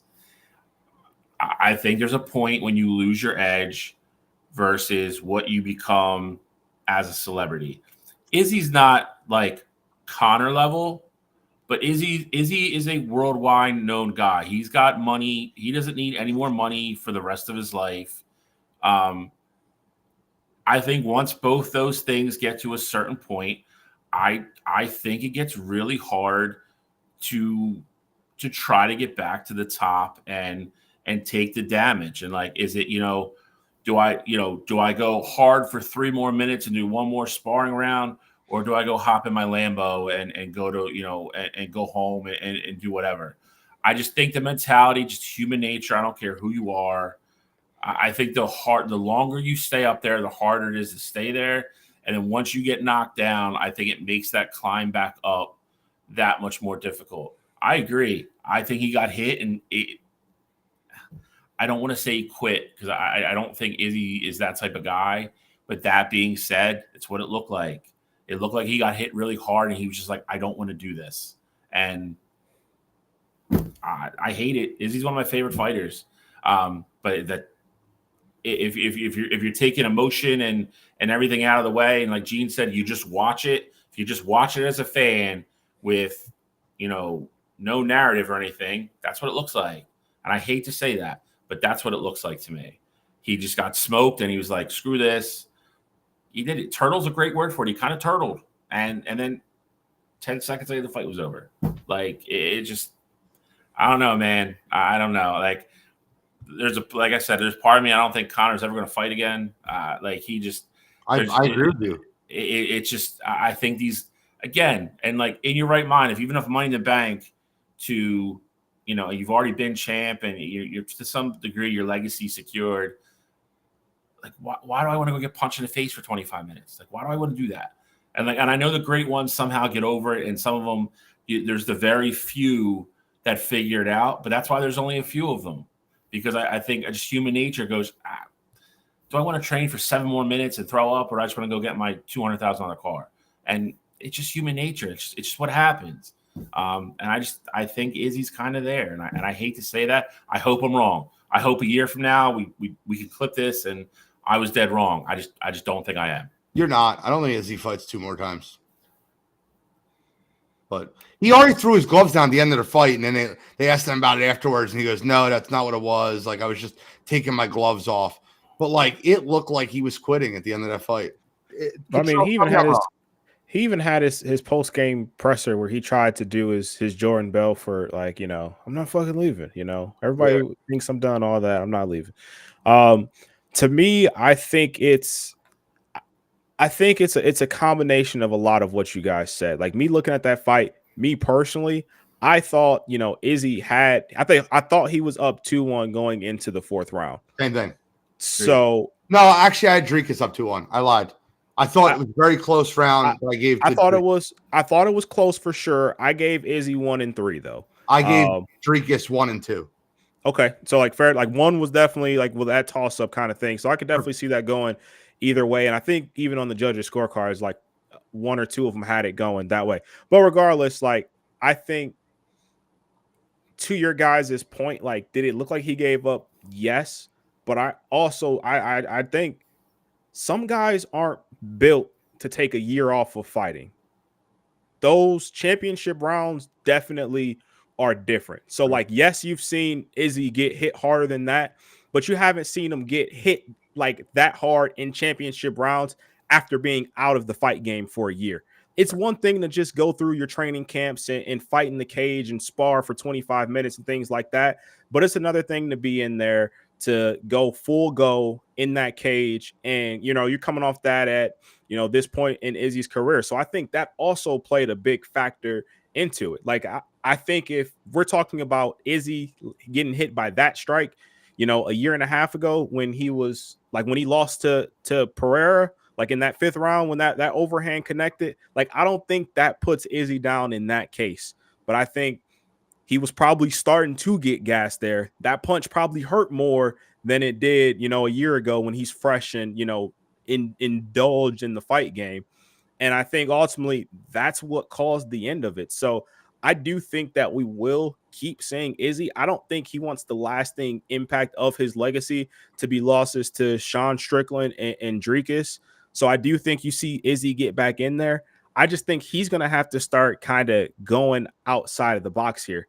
He may have to go out and, just hope that a guy like Hamzat wins his next fight so that he can be like, all right, well, I'm going to go slay the dragon that's undefeated, that has all the hype, and then I'm going to go work to get my belt back and then go from there. Like, I can see him taking that route.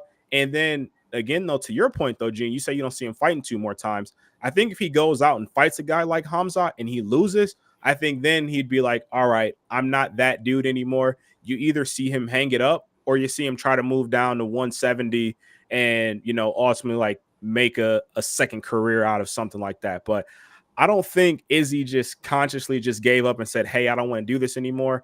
I think his body, in a sense, gave up on him. And at that point that he got hit was when he said, oh, I don't have anything left in the tank, and this is it for me. And I think a big part of that was from the 1 year layoff. But even with all that said, the one thing that I haven't done yet is give Drecus his credit. I think Drecus has consistently a fighter that it almost feels like he's in trouble, or he doesn't look great, or he's not doing anything phenomenal. And then out of nowhere, he comes out with this win, and in surprising fashion, I guess you can say. Now, regardless, even if you had him up 2-1, I don't think in that moment, those 3 rounds before, we're saying, hey, Izzy's going to get submitted here, and that's what's going to end the fight. So got to give Drecus his credit. He is consistent, and for him to submit Izzy, even if it was after, landing a strike to knock him down, I think is very impressive there. So definitely wanted to give Drecus his due. So speaking about Khamzat Chimaev, you do realize he's scheduled to fight October 26th again versus Robert Whittaker. Yeah. If he doesn't fight October 26th for any reason, I'm done with him. The guy's fought like 1 time in the last 2 years. And it's versus Kamaru Usman, who came up last minute to fight him 15 pounds heavier. I don't like that at all. Now, if I'm being clear, I think Khamzat runs through Drecus. Like, he's not there. I don't think it's a close fight. I think he takes him down and puts him in areas he doesn't want to be. And I think his style of wrestling would destroy Drecus. Now, someone like Izzy, who's a lot more wiry, I think it's styles make fights. Clashes make fights. But Drecus' next fight's going to be Sean Strickland. Let's stop lying. Dana already said that. It's not Alex Pereira. It's not. And by the way, Drecus did his best job to avoid Alex Pereira. I think Alex Pereira should stay at 205. He's like, I don't think he wants. Like, I watched him get slept by Izzy, and he doesn't want to be down here at 185 if he can get slept by Izzy. I felt Izzy's hands. Like, I heard the whole comments afterwards. But he did the best job of saying, please stay up in 205. I don't want to die. He wants the Sean Strickland fight. And then after that, I think he'll have to take the winner of Whittaker versus Khamzat if they fight. Now, I'm not sure if they'll fight.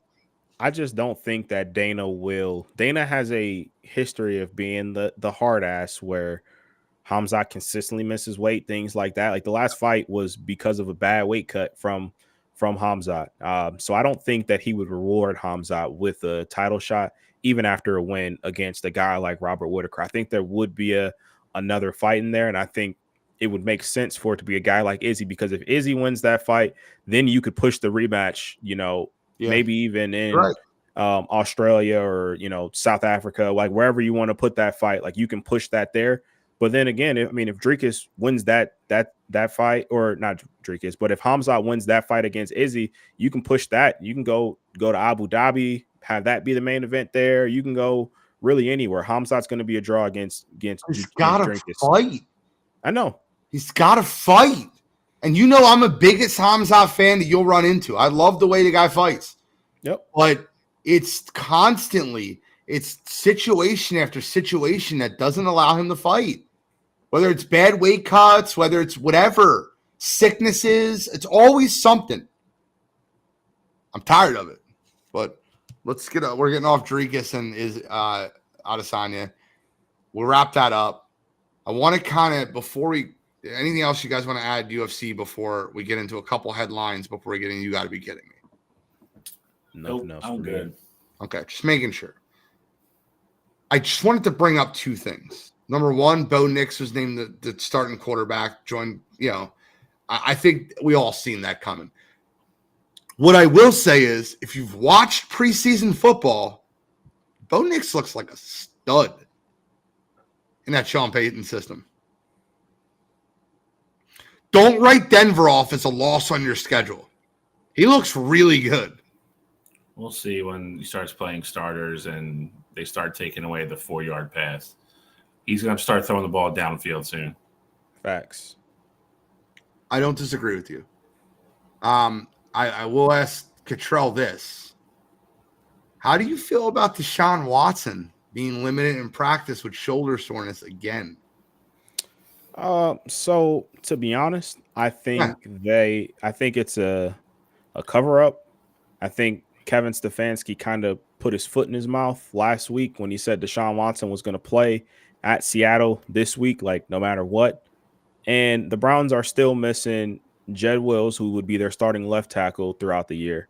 And Jack Conklin and DeJuan Jones, their first and second string right tackle, are still not playing games. So he'd be out there with, I mean, yeah, the starting interior will be there, but it'd be your second string left tackle and it'd be your third string right tackle.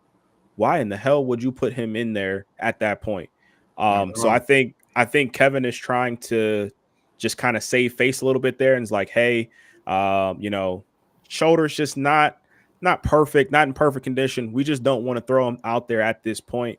And I think that's going to also be the reason why he doesn't play against Seattle. But I do think if everyone was healthy, you had your normal offensive line there, or at least close to it. If you had Jed and at least DeJuan at right, I do think Deshaun will be playing this week. So I don't want to buy too much stock into it right now because that's the situation. But again, anything related to the shoulder, really any injury at this point with Deshaun definitely gives me a little cause to pause there. But I think Stefanski's just trying to save face from saying, a definitive Deshaun Watson was going to play this week when everybody in the country knows he shouldn't if the offensive line isn't at least 85% of the way there. Okay. Charlie, any thoughts on that? I mean, seems a little too conspiracy theorist for me for a preseason game. I'm not saying it's not valid points, but at the same time, with as kind of banged up as he's been the last couple of years, and especially the one point he had an arm injury, did he not? Or shoulder, whatever it was. Yeah, that's what kept him all last year. Yeah, maybe he's just hurt. Maybe he's a little soft. I don't know. I mean, he also played in 11-on-11s too. Like he played series in the 11-on-11. So that's really why I'm not too worried about it. I want to say he threw a touchdown in Njoku and Judy in 11-on-11. So he just didn't participate as much as you would expect for a guy who's going to be starting. I'll be really interested to where you have him on your top 10 list. Oh, he won't be there. I'll tell you that. That's changed a little bit. All right, so last thing I want to talk about before we get, you got to be kidding me, it'll be super, super quick. But NFL training camp is wrapping up. The season is starting very soon. There's a lot of talk of parts moving. Minnesota seems to be in a situation to where they're shopping for a quarterback. Derek Carr, Russell Wilson are the two names that are showing up on a lot of conversations. Do you see either one of them being moved to a different team before the season starts? Russell Wilson, no. I think the Steelers would be dumb. And even as bad as Russell is, why not at least keep the contract on your roster for security reasons? I can tell you why. If you want to start Justin Fields, Ryan Tannehill is still unsigned. Arthur Smith is the offensive coordinator for the Pittsburgh Steelers. He had success with Ryan Tannehill. That season in Tennessee. I get it. You can bring Ryan Tannehill in to back up Justin Fields, who already knows the offense, and get capital for that. You could look like a genius, right? You basically signed Russ for nothing. You trade him for a 4th-round draft pick, and you basically bring in Tannehill for the money that Russ leaves off the books. I get it, but I would rather have Russ either be my starter or back up Justin Fields because game plan wise, yeah, I know Russell at this point in his career isn't going to run as much as Justin does, but you don't have to alter the game plan as much as you would regardless of which way you go. I think Derek Carr there makes a ton of sense for both teams. I think at this point, Spencer Rattler, you talk about having great preseason. Spencer Rattler had a phenomenal preseason that's really just been quiet talk, kind of swept under the rug there. So I think for New Orleans, it'd be a way for them to put Rattler in a position to no pressure truly behind him where he feels like he's looking over his shoulder consistently. And I think it'd be smart for them to have him as their starting quarterback. Derek Carr be getting that fresh start. Be honest, I said it last week. He stunk it up last year in New Orleans. So I think it would be important for him to get a fresh start. So moving him to Minnesota makes a ton of sense for me. And then you talk about a guy like Ryan Tannehill. At that point, I think you could see, Tannehill or even some other, Josh Dobbs is always a hot name come this time of year, getting cut, things like that. Have a guy where you don't have to truly worry about backing up Rattler to take his job, but still a vet there that, if something goes awry, you have some stability there. Well, you bring up Spencer Rattler's name, and Shally, I'd love to hear your take on this. But when you bring up Spencer Rattler, we talked about Brian Flores earlier and being coached hard. Spencer Rattler being the spoiled little brat baby high school quarterback with the issues, went to Oklahoma. Everything was supposed to be handed to him. It didn't work out that way. Went to South Carolina and had the right coach, the right system, and the right group of people believe in him. Got him drafted. Is this a maturity sign of Spencer Rattler? Is Spencer Rattler starting to become into the quarterback that was projected to be the number 1 overall pick going into his? For me, I think so. For me, I definitely think so. I think that it's very humbling to lose your job. And granted, I think there's 98% of quarterbacks probably would have lost their job to Caleb Williams had he come in looking like that out the gate. Yeah. But to that same token, though, it's a big difference going from being a Heisman favorite at Oklahoma to really, where am I going to go find my way and make my keep, and really landing at South Carolina as, an afterthought. So I do think it was humbling. I think he also grew as a quarterback. I saw him take steps from where he was at. Obviously, the talent was always there, but just the way he went through his progressions and even the leadership qualities at times that you saw from him at South Carolina, I definitely think was a way different Spencer Rattler than what we saw in the Netflix show or even just the first couple of years of him at Oklahoma.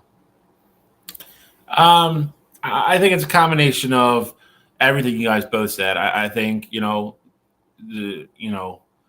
the journey isn't always, as straight as we think it is. Like you guys both said, I think he went to Oklahoma and had the Heisman aspirations. I'm going to be the number 1 guy off the board next year. And I think he kind of took his eye off the ball, eye off the prize a little bit. Caleb coming in was kind of a phenomenon type thing. And to Cottrell's point, unless Rattler was playing kind of lights out type thing, I don't know if anything stops that at that point anyway. But then he went to South Carolina and like you said, matured and I think kind of grew up a little bit and kind of put the time and the effort and kind of respected the position and the grind again. And sometimes you need something, like we talked about at the beginning of the show. Sometimes guys can be coached that way. Sometimes guys can't. Sometimes you have to be knocked down a peg to realize, what you need to do to get back to ultimately where you want to be. And to his credit, he's seemed like he's taken every advantage of that situation and kind of, gotten himself back on track. I think it's a combination of all that. And I think it's a combination of the Saints being like, we can't waste another season if Derek Carr plays below average. If Derek Carr goes out and stinks up the joint again, we can't just be like, hey, we're just going to throw this season away and start with Rattler next year. Because at that point, then just play him now. What's the difference? So I think a lot of it is, I think they are very happy with what they've seen in Rattler. I think there's probably a lot of confidence behind the scenes that he's capable of being a starter in the NFL. And they feel comfortable with that assessment. And if Derek Carr comes out of the gate slow, I think that is a move that you will see relatively quickly. I think they're neck and neck. I fully expect Carr to be the starter, but I think he is a very, very short leash. I think if Minnesota called and knocked them, over with an offer, then I don't think they would hesitate to trade Carr at all. All right, so let's get into you got to be kidding me. Great point, Shally. All right, this week for me, I'm going to the UFC. I'm going to go with my guy, Merab Dvalishvili. For those of you that don't know, he's got a fight coming up soon against Sean O'Malley. That's going to be at the Sphere. The card is going to be absolutely incredible. But what Merab did was he took to Twitter during his camp. He actually got a cut right above his eye, very similar to what we saw Charles Oliveira have. And, when we saw Charles pull out of that second fight against Islam there. But Merab went to Twitter and went to social media, posted photos and videos of him getting everything fixed. Well, why that's a problem is the fact that, one, that's the first time that Dana White had found out about it. And then two, you're quite literally showing your opponent, hey, this is my weak spot. I'm going to have stitches freshly removed from this spot. And if you punch me here, it's probably going to open back up wide open. And then number three, this is something, that probably is going to get the attention of a lot of people. And now they're going to have to go check it. He says he's good to go, but this could ultimately be something that ruins the card in general and just takes him out of the main event. So, Rab, you could have handled this a lot better. You done pissed off Dana White. So guess what? If you don't win this fight against O'Malley, you're not getting a title shot anytime soon again. Because anytime you piss off Dana White and you go in his doghouse, you're not coming back to the top anytime soon. So this week for me, Merab and the idiotic way that he handled his cut above his eye. Kidding me. I actually don't have one this week, so you can go, Gene. Okay, well, mine is funny. You guys all heard of the USA flag football situation that's going on with the NFL players. You know exactly where I'm going, right? Yep. So, look, I just want to be very clear. I don't want to poo-poo on any of the United States flag football players. Poo-poo. But Daryl Hoosh Doucette, the quarterback of Team USA, made headlines this week for saying that he is better than Patrick Mahomes. God, I don't look, man, I know that you don't want him to take your spot to be able to go for the gold medal for U.S. flag football. You could easily say you think anyone that wants to play flag football should have to try out. But when you and Patrick Mahomes responded to this so perfectly. I'm not sure if you've seen the response. What's me for? Yeah, it's so perfect. He said the reason that he feels like he's better than Patrick Mahomes is because of his IQ of the game. I don't know if you've known this or figured this one out, but the NFL is the best football league in the world, and Patrick Mahomes has seemed to figure out a way to win 3 Super Bowls in the first 7 years playing NFL football. That's pretty impressive. I don't know. Maybe just say that you don't think the NFL players should play in flag football or they should have to try out and put the time in. But to go out and say that you're better than Patrick Mahomes, it's not a statement I would just be caught saying. I get it. You don't want him to take your spot. He never said he wanted to take your spot. And I got to give Patrick Mahomes all the credit in the world for the 50 Cent meme. What do you say F me for? Roy said, it was perfect. The response was perfect. But for this week, Daryl Hoosh Doucette. Kidding me. I saw something that I actually would absolutely love. They said when it comes around that time of the year, the players that want to potentially play in for Team USA, they, instead of the Pro Bowl, they forego the Pro Bowl that year and have flag football game, Team USA versus Team NFL. So if you want to play, you're selected for Team NFL that year, you can play and you play against them. And ultimately the coaches for the flag football team get to pick of that bunch who they want on the team. I would absolutely love that. 100%. But bro, if you put those kids up against NFL superstar, for sure. Tyreek Hill, who's sticking him? If Sauce Gardner decides he wants to be a cornerback in flag football, are any of those kids getting open? I'm not trying to be. If they would have got open, they'd be in the NFL.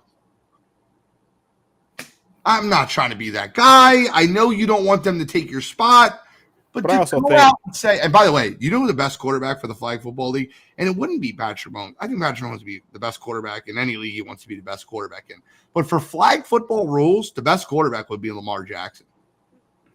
There's no doubt about it in my mind. For flag football rules. Just because of how mobile you have to be and how I don't know. It's silly to me. Don't go out there and say, I'm better than Patrick Mahomes. You don't need to do that. That's not the role. Especially, I think you could probably get away some positions, like playing corner in flag football is way different than playing it in like the NFL, just because like you probably can't be as hands. You don't have pads on, things like that. Like, you know, that aspect's going to be different. But quite literally throwing the football like in street clothes, like I don't know if there's anybody in the world that I take over Patrick Mahomes. I think that in a flag football game, and if you see how mobile, I think Lamar Jackson could have an argument. But like, well, that's as a whole though. I'm talking about right. just quite literally standing there throwing the football. I don't know. There's not anybody that I'm taking over Pat. I mean, you're gonna get the behind the back. You might get no looks. Like, I mean, it's gonna be insane. I don't understand like why you would go to an interview like, no, I'm better than Patrick Mahomes. Definitely.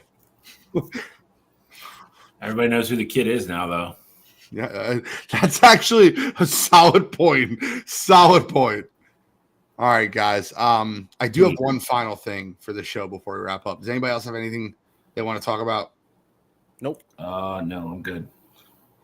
All right. So this is kind of a crappy subject and something I want to end on, but it's super, super important. And if you don't know, you know, a friend of the show, a friend of a lot of people, I know that Shally's cool with the guy. I'm friends with him. Mike Sabaznov, or Big Titty Mike, or whatever you want to call him. Hey, listen, that's his nickname. He likes going by that. I'm not. This is not me like I know making this up. Had a really bad car accident in which his car lit on fire, and he suffered 2nd-degree burns down his entire body. He is in the hospital, and he'll be there for the foreseeable future right now.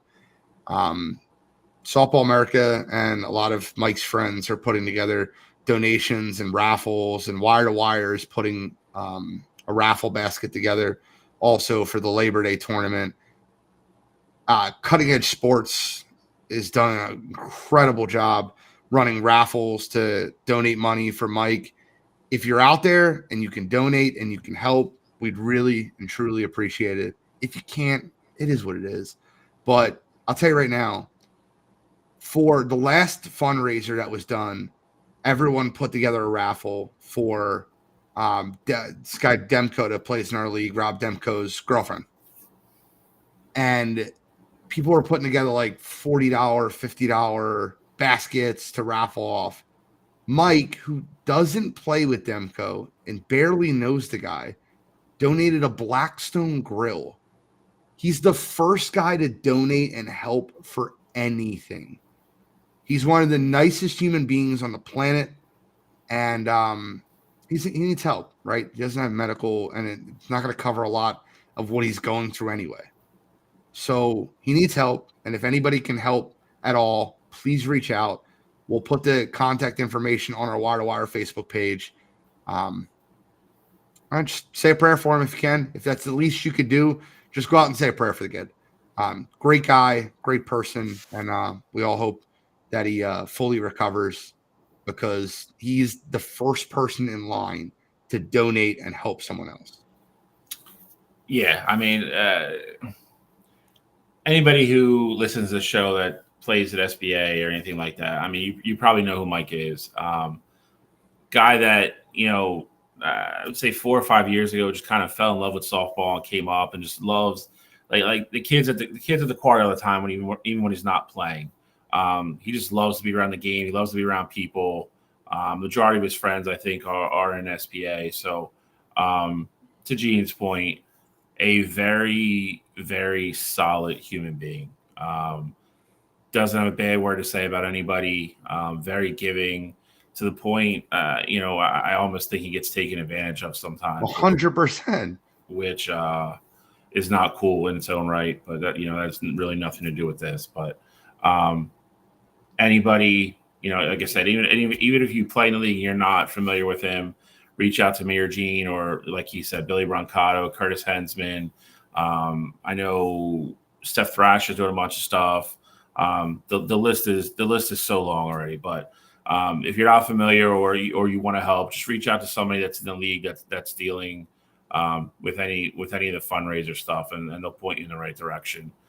He will need the help. It's going to be a long road for him. So, it's definitely one of those situations where every little thing counts, because it's definitely going to. Well, one to show on that note, I appreciate everybody that listens to Wire2Wire Sports Podcast. I'm the NFL genius, Gene Walzak. That's Kent State's own, Cleveland's own College Cottrell, Uncle Shally, Scholastic Shally, and hopefully a 2-time summer Tuesday night champion Shally. We are signing out.